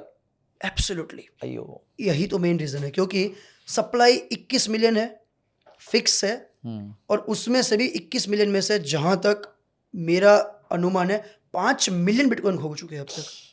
5 मिलियन बिटकॉइन। तो 25% करेंसी सर्कुलेशन में ही नहीं आएगी, सर्कुलेशन में नहीं आने वाली, कभी नहीं आने वाली वो। और ये 5 मिलियन में से जो बिटकॉइन गया, बाकी 1.1 मिलियन तो हम सतोशी का मान के चल रहे हैं। किसको पता सतोशी नाकामोटो मर चुका है, जिंदा है, वी नेवर नो। वो नहीं आने वाले 1.1 मिलियन। कुछ बिटकॉइन के ऐसे वेल्स हैं जिन्होंने पिछले 15 साल 17 साल में से 75% वेल्स ने अपनी आज तक बिटकॉइंस बेचे ही नहीं। 75% वेल्स। अब किसको पता कि ये सतोशी नाकामोटो के वॉलेट्स हो, उसके किसी दोस्त के वॉलेट वो मर चुके हो, जिंदा हो, किसी को नहीं पता। It's 16 years of history. 16 साल अगर किसी बहुत ही ऐसे जैसे सतोशी नाकामोटो का एक फोटो आता है यूजुअली, अगर आप देखो ना तो एक बूढ़ा सा आदमी है, अगर मान लो उसके दोस्त थे, उन्होंने सब लोगों ने बिटकॉइन स्टार्टिंग में बाय किया था, तो उसकी उम्र का हो सकता है 17-17 साल में काफ़ी लोग ऐसे हो जो डेथ हो चुकी हो जिन लोगों की, तो वो बिटकॉइन कभी मार्केट में आने ही नहीं वाले। तो बिटकॉइन का बढ़ने का नंबर 1 रीज़न है कि उसकी सप्लाई मार्केट में आधी तो कट चुकी है। दूसरा रीज़न है, एक डर है अब आज के टाइम पे ब्लैक रॉक को और बड़ी बड़ी एसेट मैनेजमेंट कंपनीज को। वो डर ये है कि अगर सतोशी नाकामोटो उठ गया तो क्या होगा। तो आपने देखा होगा कि पिछले कुछ टाइम में ब्लैक रॉक कोई भी प्राइस पे आप देखो, बॉटम टॉप कुछ भी देखे बिना बिटकॉइन बाय कर रही है। उसका रीज़न ये है कि सतोशी नाकामोटो के पास है 1.1 million bitcoin, black rock accumulate कर चुका है 600 के 700 के आसपास, 400 के भी वो एक्यूमुलेट करेगा। क्यों? वो मिनिमम सतोशी नाकामोटो को बीट करेगा, क्योंकि उसको पता है कि अगर वो उठा बाद में तो यूएस से क्रैश नहीं होना चाहिए, क्योंकि हमारे पास इतनी बड़ी करेंसी है, इतना बड़ा। अगर ब्लैक रॉक ने, ट्रंप ने एक अभी वो लॉ अनाउंस कर रहा है, उसने बात कर लिया कि पूरी यूएस में जितने भी लोग हैं उन सबके पेंशन का 5% बिटकॉइन में जाएगा, पेंशन फंड का 5% बिटकॉइन में जाएगा। Imagine it for a second. So they can't take that risk कि किसी की पेंशन की income which is very like I can say emotional stuff है ना। पेंशन की इनकम अपनी बहुत इमोशनल चीज़ होती है कि अगर उसके बाद में माइनस होता है तो बहुत प्रॉब्लम होती उसकी है, लाइफ का रिस्क है भाई, वो रिस्क है, जी नहीं पाएगा। जी नहीं पाएगा। तो वो अगर वो 5% डलवा रहा है तो उसको बिटकॉइन को पहले सेव करना पड़ेगा, और उसका एक ही वो है कि सतोशी नाकामोटो से ऊपर वो बिटकॉइन ले जाए। एक और चीज़ अभी आई थी रिसेंटली जो लोगों ने नहीं सुनी होगी, आपने स्मार्ट कंप्यूटर का सुना है जो बीच में आया था कि जो क्वांटम कंप्यूटर्स बना रहे हैं जो ब्लॉकचेन को क्रैक कर सकता है। तो एक पर्सन उसमें एक आर्टिकल लिखा था कि सबसे पहले क्वांटम कंप्यूटर अगर बनते हैं तो अब सबसे पहले सतोशी नाकामोटो के बिटकॉइन के वॉलेट को फ्रीज करो। अगर वो 1.1 मिलियन बाहर आ गए ना तो मार्केट क्रैश हो सकती है। तो सबसे बड़ा डर ये हो सकता है कि 2027-28 तक ये लोग ऐसा मान रहे हैं, अनुमान है कि क्वांटम कंप्यूटर्स बन जाएंगे तो टेक्नोलॉजी को तोड़ देंगे। तो इसीलिए ब्लैक रॉक अभी से प्रिपेयर हो रहा है कि वो इतने बिटकॉइन एक्यूमुलेट कर लेगा, फिडिलिटी इतने एक्यूमुलेट कर लेगा, इनके पास इतने ज़्यादा बिटकॉइन होंगे कि end of the day financial power USA के बाहर नहीं जाएगी। एंड इसका एक छुपा रुस्तम देश भी है, China. China is mind blowing country. जो लोग चाइना को नहीं जानते ना, जिनको नहीं पता ना चाइना में क्या हो रहा है, I encourage everyone just understand Chinese investors, how this guys are thinking, कैसे ये लोग इन्वेस्टमेंट करते हैं। आपको आज एक चीज़ बताऊंगा सर, बाइनेंस को छोड़ के 90% एक्सचेंजेस सबका बेस चाइना है। वो होंगे किसी और कंट्री में रजिस्टर, लेकिन सब में जितना भी फंड मोस्टली आ रहा है सारा का सारा चाइनीज ट्रेडर से आ रहा है। मेरे पास एक चाइनीज ट्रेडर आया था जो मेरे साथ कनेक्टेड है, उनको ना एक्चुअली इंग्लिश नहीं आती, तो वो लोग ट्रांसलेट करके आपके साथ चैट करते हैं, तो उनकी इंग्लिश थोड़ी वो रहती है।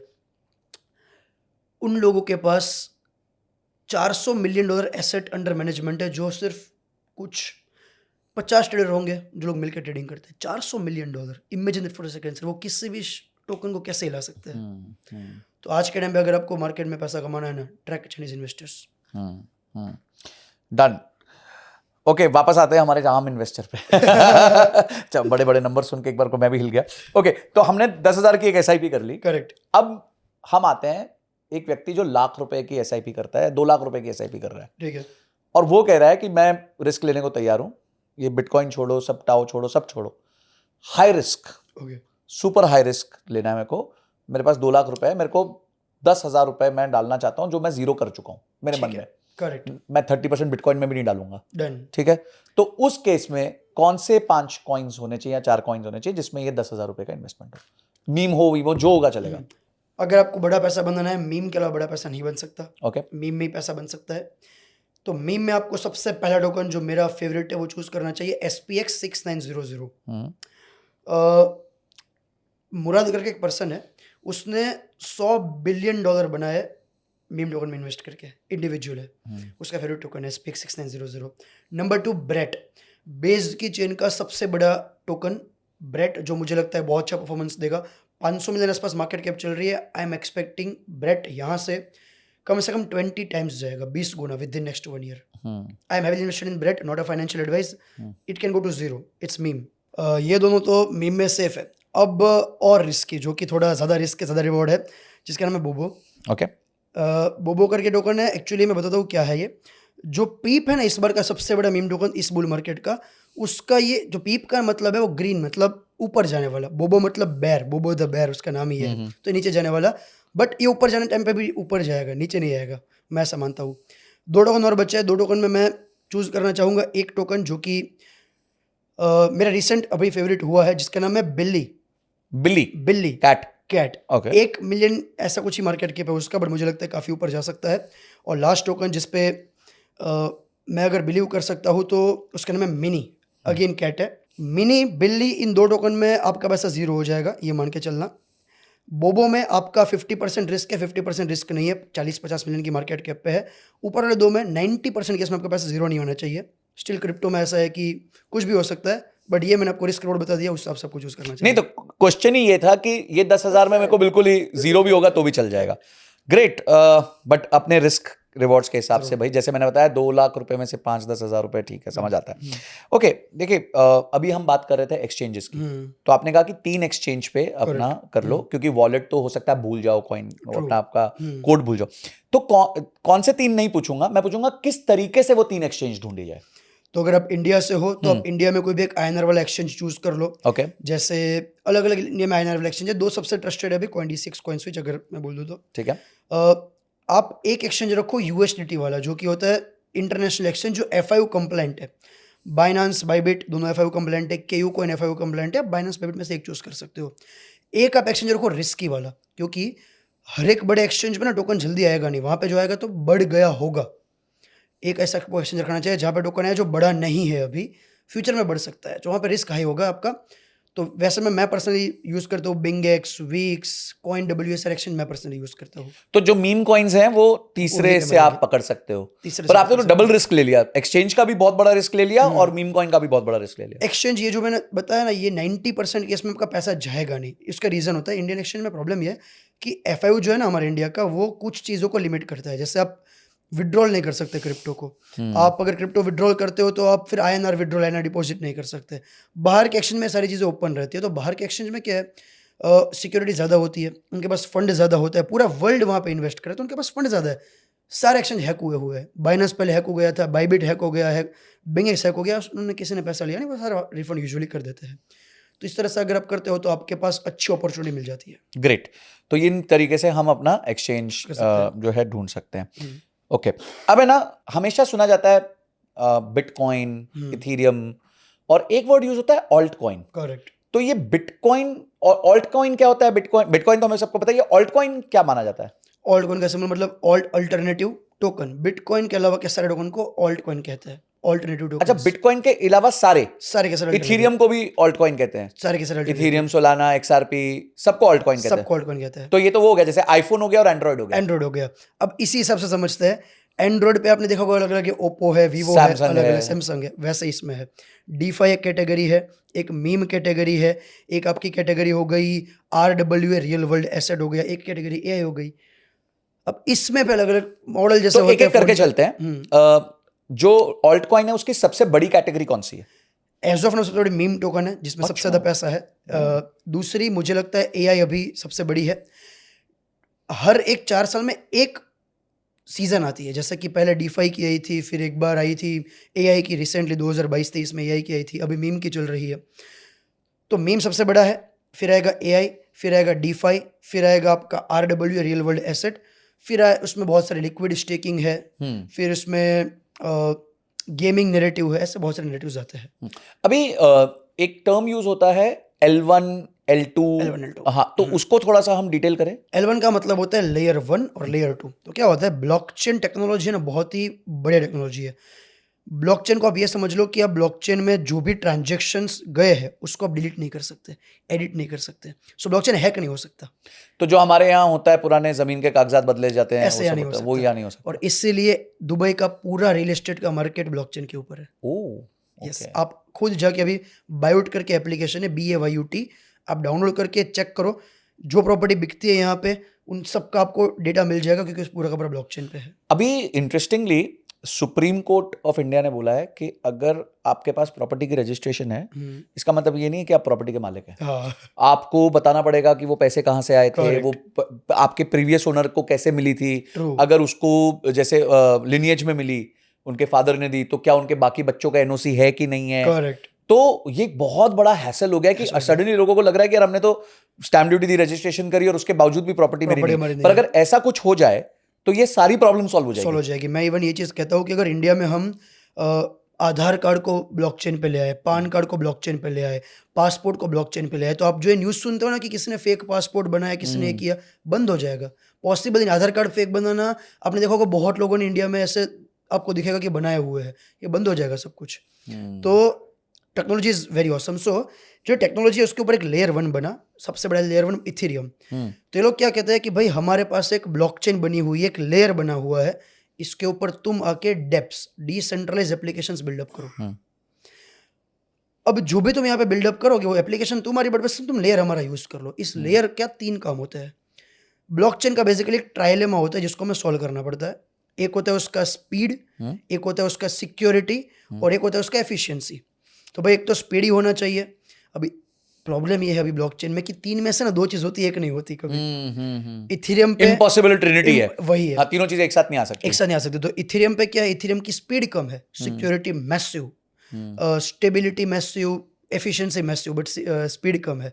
सोलाना की स्पीड बहुत अच्छी है बट बहुत बार वो कंजेस्टेड हो जाता है। तो अलग अलग लेयर 1 बने कि आप, ये हमारा लेयर है, इसके ऊपर आके एप्लीकेशंस बिल्डअप करो, इसके ऊपर आपके आप जितनी भी डिसेंट्रलाइज एप्लीकेशन बिल्डअप करनी वो करो, वो लेयर 1 है। फिर होता है लेयर 2 जिसमें उन्होंने और थोड़ा एडवांसमेंट किया कि एक और लेयर बना दिया, उसके ऊपर फिर और एप्लीकेशंस बिल्डअप हो सकती है। तो लेयर 1 लेयर 2 नेसेसरी थे 2021 तक।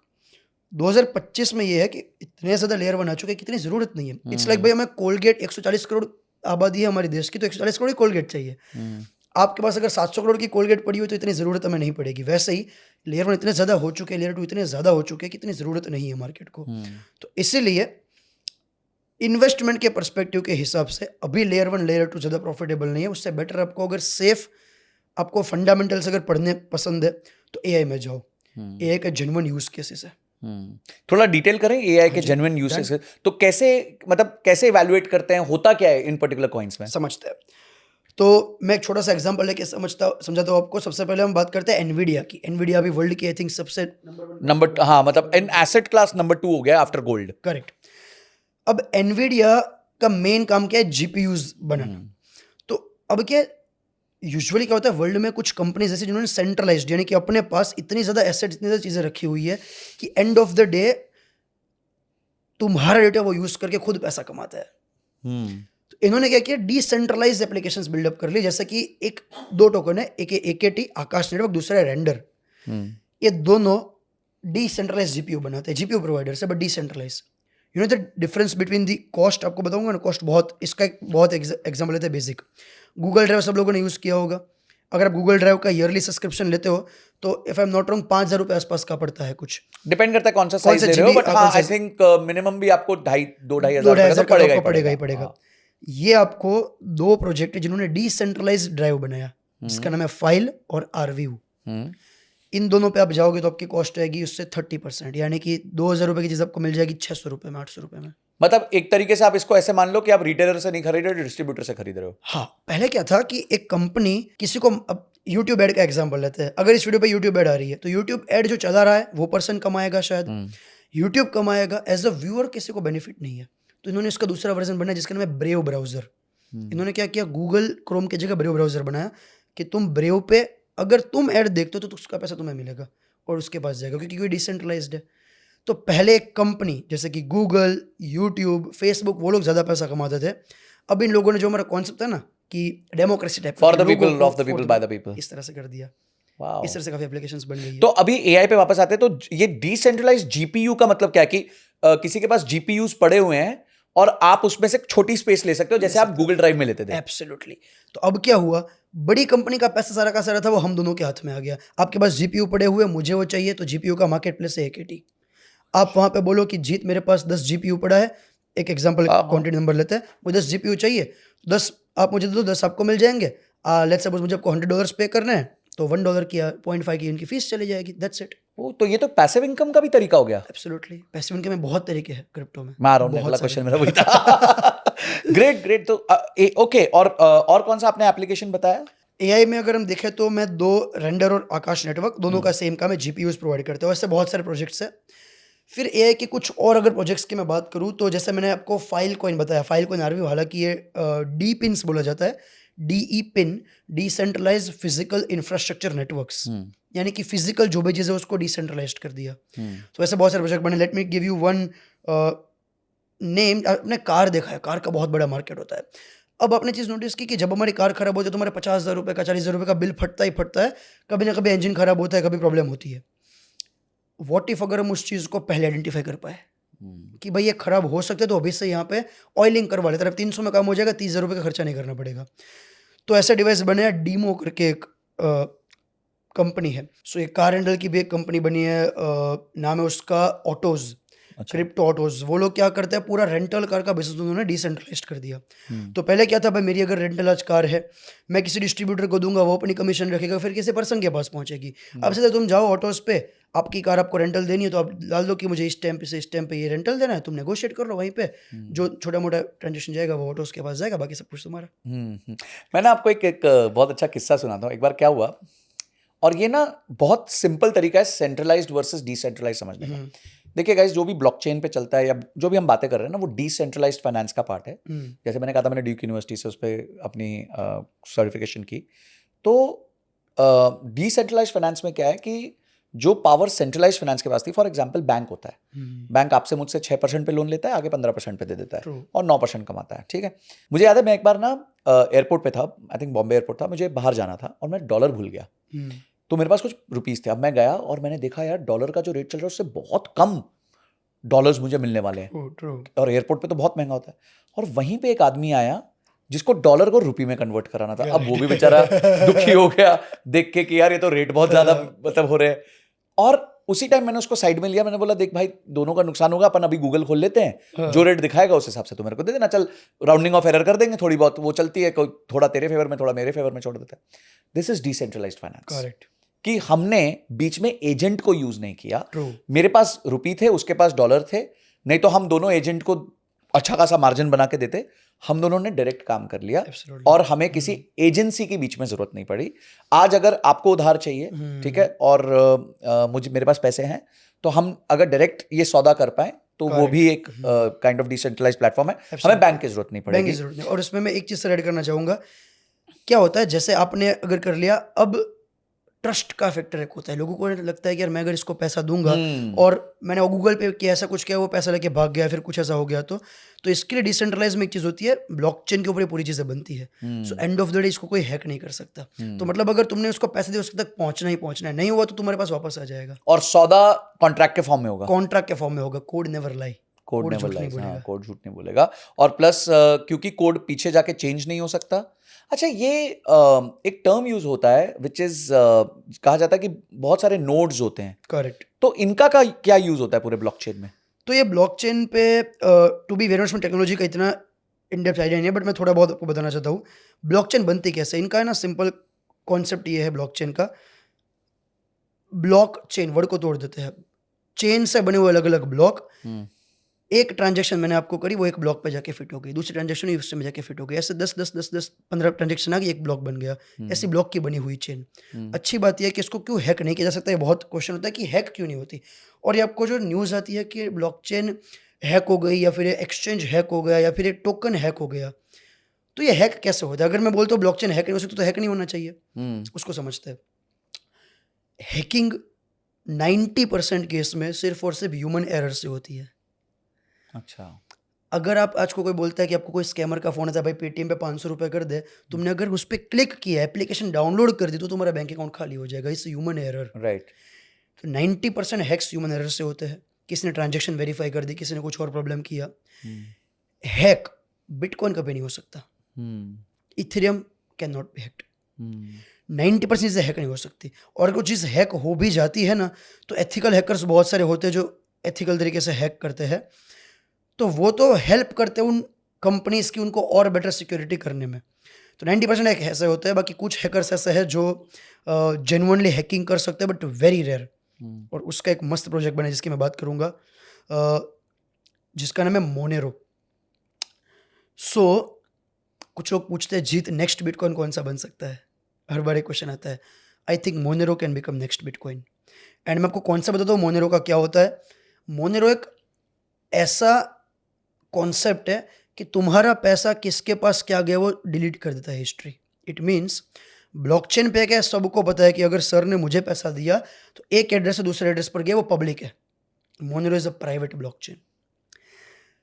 पाब्लो एस्कोबार का जो एम्पायर था ना, वो पूरा का पूरा $400 बिलियन का था. सारा ब्लैक मनी के ऊपर था. क्या होता है जब भी किसी के पास पैसा आता है ना, ये थोड़ा नेगेटिव पॉइंट है, बट हमें ये समझना पड़ेगा एज इन्वेस्टमेंट पर्सपेक्टिव कि भाई नेगेटिव अगर हम कुछ टाइम के लिए, इट्स लाइक भाई कोई दारू पीता है तो हम दारू पीने के लिए किसी को एंकरेज नहीं करते, बट उसकी कंपनी में हम इन्वेस्ट कर सकते हैं क्योंकि लोग पी सकते हैं, उनकी ऐसी चीज़ है. ये वैसा टोकन है. जब तक मार्केट में हैकर्स है, जब तक लोग चाहते हैं कि हम कुछ ना कुछ चीज़ें कहीं से चुरा लें, एक्सचेंज हैक हो रहा है, तब तक मोनेरो चलेगा. क्योंकि हर एक पर्सन को है ना, ट्रांजेक्शन जब भी वो हैक करता है ना, उसको हिस्ट्री मिटानी है. अब वो कैसे मिटाएगा? क्योंकि लोग है ना पूरा ना ट्रैक करते रहते हैं. बहुत सारे बड़े बड़े आज के टाइम पे ऐसे लोग हैं जो पूरी ब्लॉकचेन को ट्रैक करते हैं कि यहाँ से फंड यहाँ गया, यहाँ से यहाँ गया. वजरेक्स हैक हुआ था, पूरा फंड सारा का सारा चला गया मोनेरो के थ्रू. तो ये जो मोनेरो जैसे टोकन्स है ना, ये आपको बड़े एक्सचेंज पे मिलेंगे भी नहीं. तो आप ऐसे टोकन को होल्ड करो. फ्यूचर में एक अमीर आदमी को सर 2 चीज़ चाहिए. मैंने चीज़ें सीखी है. पहला, उसको चाहिए सिक्योरिटी. वो चाहता है भाई मुझे मेरी सिक्योरिटी रहे और मैं आराम से अपना काम करूँ, इसलिए हर एक पर्सन अपनी सिक्योरिटी चाहता है. दूसरा, उसको चाहिए कि पावर मेरे हाथ में होनी चाहिए, मैं किसी को आंसरेबल ना रहूँ. मुझे सबको आंसर नहीं देना भाई क्या है कैसे है. क्योंकि आप अगर कुछ अनकन्वेंशनल चीज़ें करते हो ना, जो लोगों के लिए सही, लोगों के लिए कन्वेंशनल नहीं है, सही है, लीगल है, आपको 10 लोगों को जवाब देना पड़ेगा. तो वो लोग अपना पैसा हमेशा इस जगह पर स्टोर करते हैं जो बाकी लोगों को समझ नहीं आता. क्यों इतने सारे बिटकॉइन के ओजी वेल्स है जो आज भी आपके सामने नहीं है? आपको पता नहीं होगा आपके बाजू में किसी के पास 10,000 बिटकॉइन हो. You never know. $10 बिलियन के बिटकॉइन हो, $15 बिलियन के बिटकॉइन हो. तो ये वो लोग हैं जो नहीं चाहते लोगों के सामने आना. और हर एक पर्सन अमीर बनने के बाद थोड़ी अपनी सिक्योरिटी चाहता है, थोड़ी अपनी प्राइवेसी चाहता है. जब तक ये चीज़ चलेगी, मोनेरो चलेगा. वाह वाह, बाप रे, बहुत कुछ है भाई इस दुनिया में. बहुत अलग यूनिवर्स है. ओके, बीच में एक हमने ट्रेंड देखा था, जैसे हमने एक कॉइन ये कह लो या क्रिप्टो कह लो, जो भी कह लो, उसको गारी चिंगारी एंड सलमान खान उसके ब्रांड एम्बेसडर बने थे. और अब मैं उसके बारे में कुछ सुनता नहीं हूँ. तो ये जो हाइप्ड अप कॉइन्स हैं जो खासकर सेलिब्रिटी ड्रिवन होते हैं, तो क्या ये भी मीम कॉइन जैसे हैं या मतलब इनमें कुछ और वैल्यू क्रिएट होती है? सेलिब्रिटी बेस्ड टोकन को कभी यूजुअली बाई नहीं करना चाहिए. उसके 2 रीज़न है. अभी जो किम कार्दाशियन है, उसने आज से कुछ 2 साल पहले $2.5 लाख उसको मिले थे एक टोकन को प्रमोट करने के लिए. इथीरियम करके कुछ नाम था उसका टोकन का. इथीरियम के पीछे कुछ था वर्ड.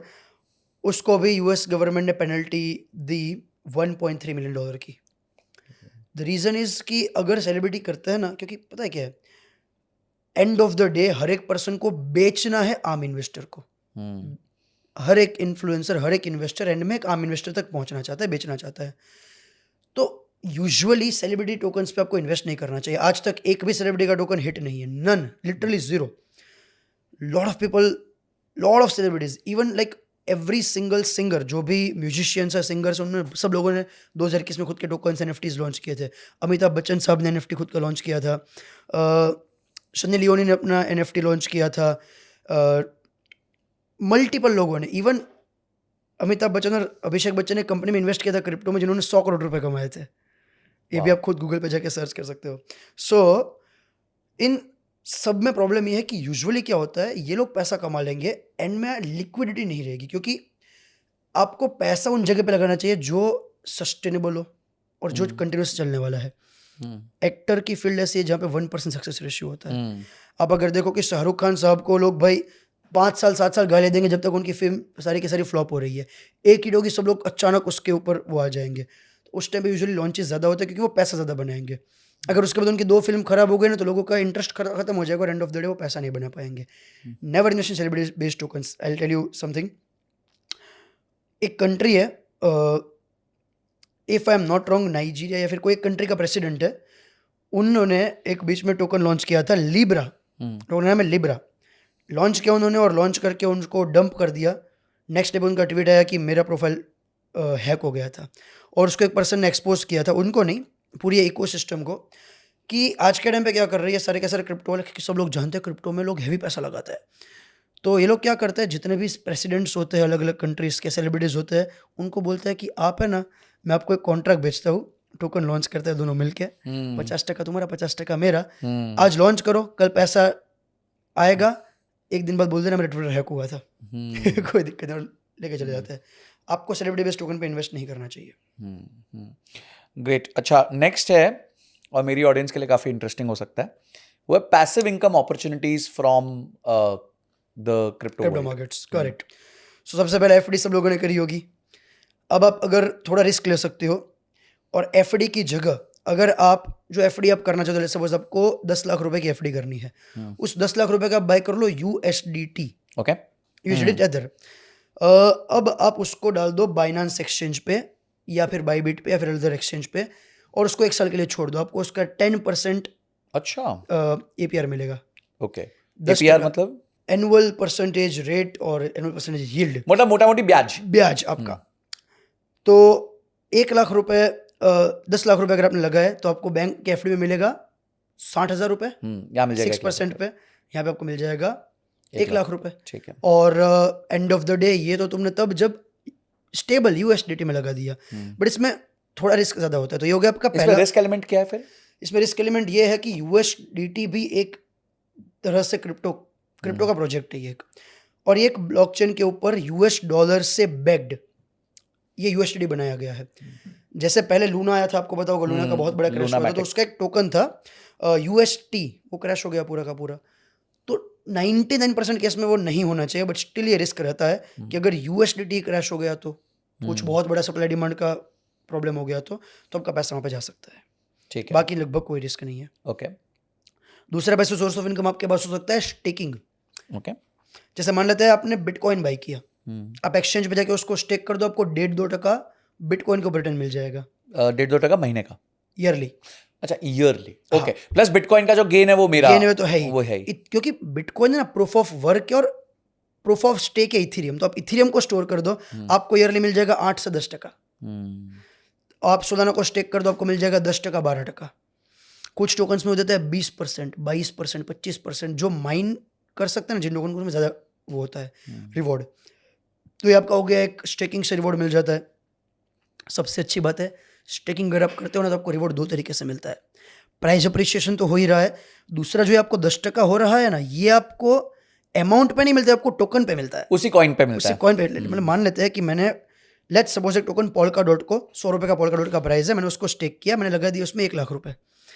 तो अब मुझे 100 पोल्का डॉट है, उसके ऊपर अगर 10% मिलता है, तो मेरे पास 100 की जगह 110 पोल्का डॉट हो जाएगा। समझ गए। और अगर पोल्का डॉट की प्राइस 100 की जगह 500 रुपए चली गई, तो मुझे 110 पोल्का डॉट पे 500, क्योंकि मैंने जो करेंसी में डाला वही करेंसी मुझे मिलेगी। काफी जगहों पे जैसे इंडिया में ये होता है कि लोग है ना गोल्ड को जूलर को दे देते हैं, करेक्ट, और जूलर उनको 1% इंटरेस्ट देता है महीने का। ट्रू। तो वो 1% इंटरेस्ट भी गोल्ड में ही देता है, वो पैसों में नहीं देता। Correct, great. एग्जैक्टली एक दूसरा तरीका आपका हो गया जो स्टेकिंग होता है। और मल्टीपल तरीके हैं इसमें। आपके पास अगर फंड पड़ा है, तो आप DeFi पे, यानी कि डिसेंट्रलाइज्ड फाइनेंस में, अगेन स्टेकिंग पे लोगों को आप उधार दे सकते हो, लैंडिंग बोरोइंग कर सकते हो।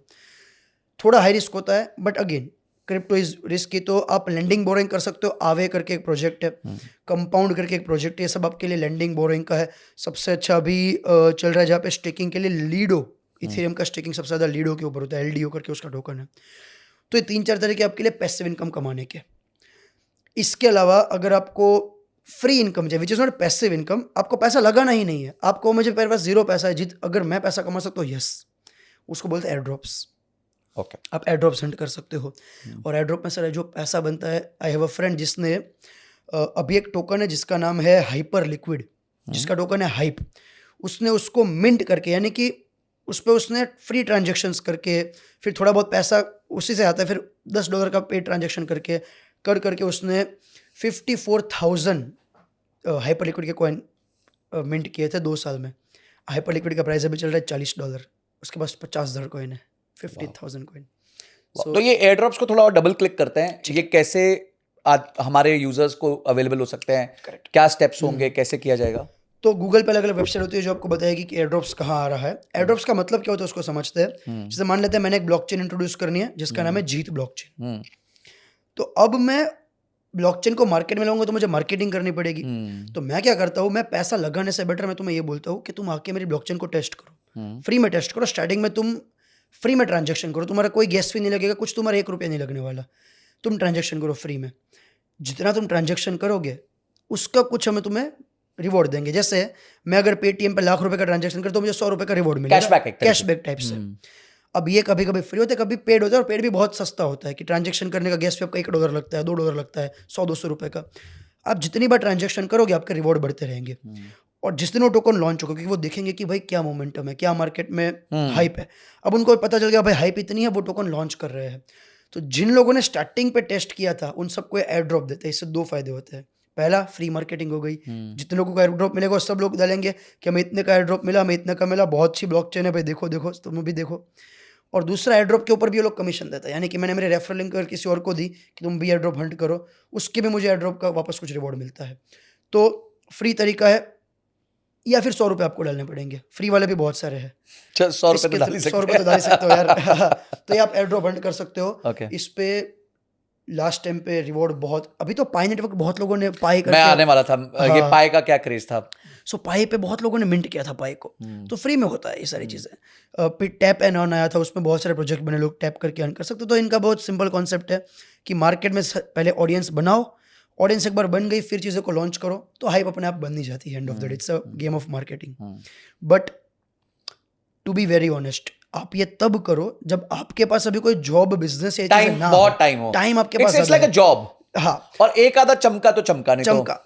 अगर आपको मैं ऑनेस्ट एडवाइस दूं, अगर आपके एक जॉब या बिजनेस कर रहे हो ना, my honest advice to you, focus on a job and business. ये मत करो। ये तो एयरड्रॉप तो भूल ही जाओ। क्रिप्टो में भी क्या करो, लगा दो पैसा और 4-6 महीने तक भूल जाओ, बार बार उसको देखते मत रहो। मैंने ना मेरी कम्युनिटी में एक चीज़ नोटिस की। सो लकीली मैंने बहुत अच्छा पैसा बना पाया, मैं ऊपर वाले की दया होगी। मैंने जितना पैसा बनाया ना, उसमें कुछ लोग ऐसे थे जिन लोगों ने पैसा नहीं बनाया। तो हम सर्वे करते हैं, हमारी कम्युनिटी में फीडबैक्स लेते हैं कि प्रॉब्लम क्या आ रही है। तो मैंने एक्चुअली देखा कि जिन लोगों ने पैसा नहीं बनाया उन्होंने गलती क्या करी पता है? क्योंकि वो है ना, ऊपर नीचे की मूवमेंट झेल ही नहीं पाते। क्रिप्टो में यह है कि आपका 50-70% कभी भी क्रैश हो जाएगा भाई, कभी भी क्रैश हो जाएगा, तुम कुछ नहीं कर सकते। तो स्टॉक में भी क्रैश हो जाता है ना सर। फेसबुक का स्टॉक 1.5 साल में 75% क्रैश हो गया था, राइट। सो जो लोगों ने पैसा कमाया उन लोगों ने 4-5 महीने तक, 7 महीने तक देखा ही नहीं है। जिन्होंने नहीं कमाया उन्होंने पहले महीने देखा कि प्रॉफिट बन रहा है, आए, एक बार लॉस हुआ, निकल गए मार्केट से बाहर, 2-3 बार और प्रॉफिट देखा, फिर आ गए। ये तो अक्रॉस बोर्ड है, म्यूचुअल फंड्स ले लो, कहीं रियल एस्टेट, गोल्ड, हर जगह यही होता है। So if you want to make money with crypto, you need money. Crypto is not a source of income. It will help you to create net worth. And it still cannot be more than 5 to 10% of your investment. Never 5-10% ऊपर होना ही नहीं चाहिए। और loan लेके तो जिंदगी में कभी मत करना। लोग मेरे पास आते हैं, भाई मैं 50,000 रुपए किसी से उधार लेके डाल दूं। मैंने कहा उधार छोड़ दे, तो और निकल जाए यहाँ से। सो कभी भी उधार लेके नहीं। नेटवर्थ बनाने के लिए आपका क्रिप्टो को आप स्टॉक की तरह ही देखो। कम पैसा लगाओ, थोड़ा ज़्यादा रिस्की है, बट अगर आप ये बोल के आओगे कि जितने 100 रुपये लगा के 10 करोड़ रुपए बनाऊंगा, ऐसा नहीं होने वाला। आपको कंसिस्टेंसी के साथ इन्वेस्टमेंट करना पड़ेगा।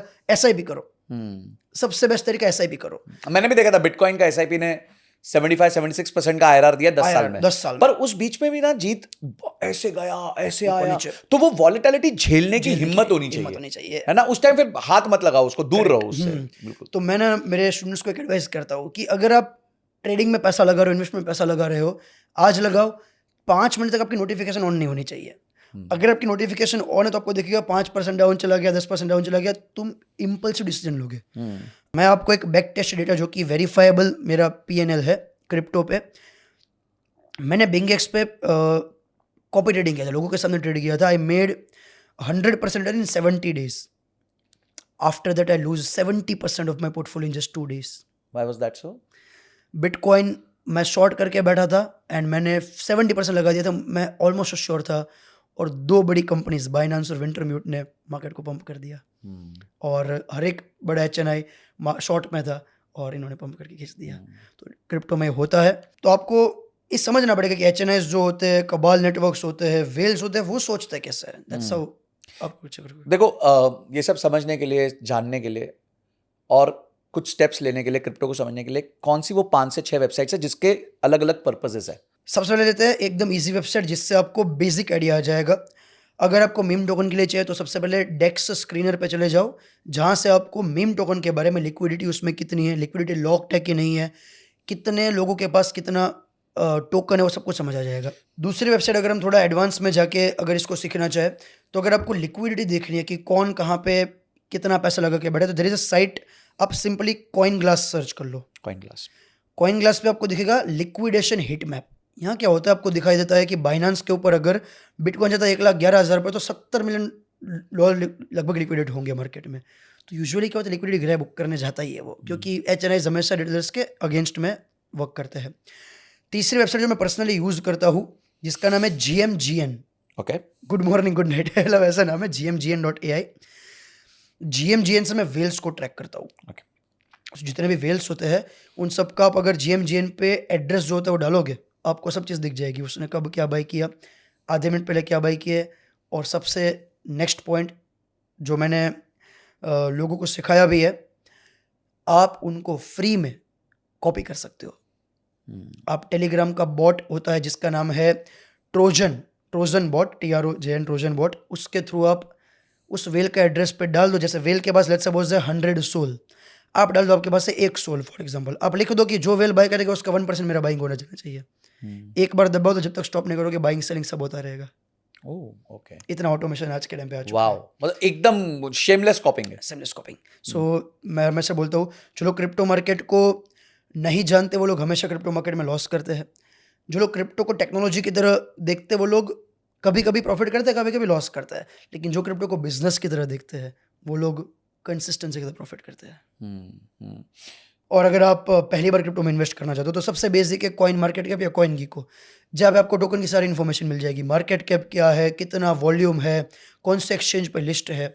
तो ये एप्लीकेशन डाउनलोड कर लो आप सीधे अपने प्ले स्टोर से, आप ये भी आराम से कर सकते हो। ग्रेट यार, ये तो आपने काफ़ी अच्छी information they the. I think overall जो आपने डिस्कशंस आज की है उससे एक फील समझ आ गया कि है क्या क्रिप्टो, और आपने वही बताया ये मनी मिंटिंग मशीन नहीं है, ये एक एसेट क्लास है। करेक्ट। और इस एसेट क्लास का एक पोर्शन आपके इन्वेस्टमेंट का पोर्टफोलियो होना चाहिए। True. उसमें भी 2 लेवल्स है, सेफ वाले हैं और मीम्स हैं। Memes है। अब उसमें भी आप अपनी मर्जी के हिसाब से, Choose हम हमेशा कहते हैं अपने स्वाद अनुसार आपने जो है आप मीठा और ये खाइए। अब कुछ क्विक फायर क्वेश्चंस करेंगे आपके साथ, Done. Rapid fire quick fire questions होते हैं, Done. ठीक है। तो पहला है, explain crypto to me as if I am 10 years old। आपने व्हाट्सएप यूज़ किया है? जी। व्हाट्सएप पे आप चैट में सबसे टॉप पे चले जाओ, वहाँ पे लिखा होगा आपके फोटोज़ और आपके वीडियोज़ आप तक सीमित रहेंगे। यही वर्ड है क्रिप्टोग्राफी। क्रिप्टोग्राफी मतलब मैं अगर आपको ट्रांजैक्शन दे रहा हूँ तो हम दोनों के अलावा किसी को पता नहीं चलेगा। ये है simple crypto. Okay great. Your costliest crypto mistake. I lose 54 lakh rupees in just one tap. मैंने एक गलती से एड पे टैप कर दिया ट्विटर पे, I lose 54 lakh rupees. 54 lakh जितना हम कमाने का सोचते हैं उतना ये गवा के बैठे हैं, ऐसा होता है ना कभी कभी तो। अच्छा, next, alt coin versus bitcoin, only one you can select. Always bitcoin. Always bitcoin, ठीक है। Most underrated Indian crypto investor. Me. चलो great. Your investing super power. I am very patient, I can handle my losses, and सबसे अच्छी बात है मैं किसी भी मार्केट में बहुत ही ओपन खेलता हूँ। I don't blame any one. अगर मैं लूज़ करता हूँ मैं किसी को कभी ब्लेम नहीं करूँगा। अगर मैं प्रॉफिट करता हूँ तो मैं किसी और को दे दूंगा कि भाई इसकी वजह से हुआ है या उस तरह से। अगर आपको किसी भी फाइनेंशियल मार्केट से कमाना है ना, नंबर 1 ब्लेम गेम छोड़ दो, नंबर 2 खुद इस मार्केट में घुस के चीज़ों करने की कोशिश करो। आई एम लकी इनफ कि मुझे मौका मिला इस मार्केट में एक काम करने का, एंड मैं दुबई आके मैंने काफ़ी चीज़ें नई नई सीखी इस मार्केट में जो लोग नहीं जानते थे। तो I think this one of my luck, and ये मेरी खासियत है। One aha moment of your life कि यार अपन तो बन गए एकदम, अब साला मैं तो सांप बन गया। सो मैंने एक टोकन था, मैं रात को बाई करके मैंने जैसे बाई किया आधे घंटे में वो 2x हो गया। इनिशियल्स मैंने आउट कर दिया और मैंने $1000 आसपास इन्वेस्ट किया तो $2000 हो गया, मैंने 1000 निकाल दिया। सुबह जब उठा तो 45 गुना हो गया था, 45 टाइम्स, $45,000। बट मैं जब उठा कुछ टाइम के अंदर मैंने बेचा नहीं, वो टोकन डंप हो गया, जीरो। देखो भाई, इतनी वॉलेटिलिटी झेलने की हिम्मत होनी चाहिए आप में। How do you respond to hate on social media? I love hit. I genuinely think कि हेट होना ही चाहिए। अगर आप जो करते हो सबको पसंद है, कुछ गलती कर रहे हो। And see my work is very unconventional, लोगों को बिल्कुल समझ नहीं आता। मैं क्रिप्टो लोगों को समझ नहीं आता है। सो जब तक मेरे पास हिट आ रहा है ना, मुझे पता है मैं सही डायरेक्शन में हूँ। हम्म, एंड दूसरा चीज़ नोटिस की है कि जो आपको हिटर्स होता है ना, वो यूजुअली वो लोग होते हैं जो आपसे बहुत नीचे और आपके पास कभी पहुंच नहीं सकते।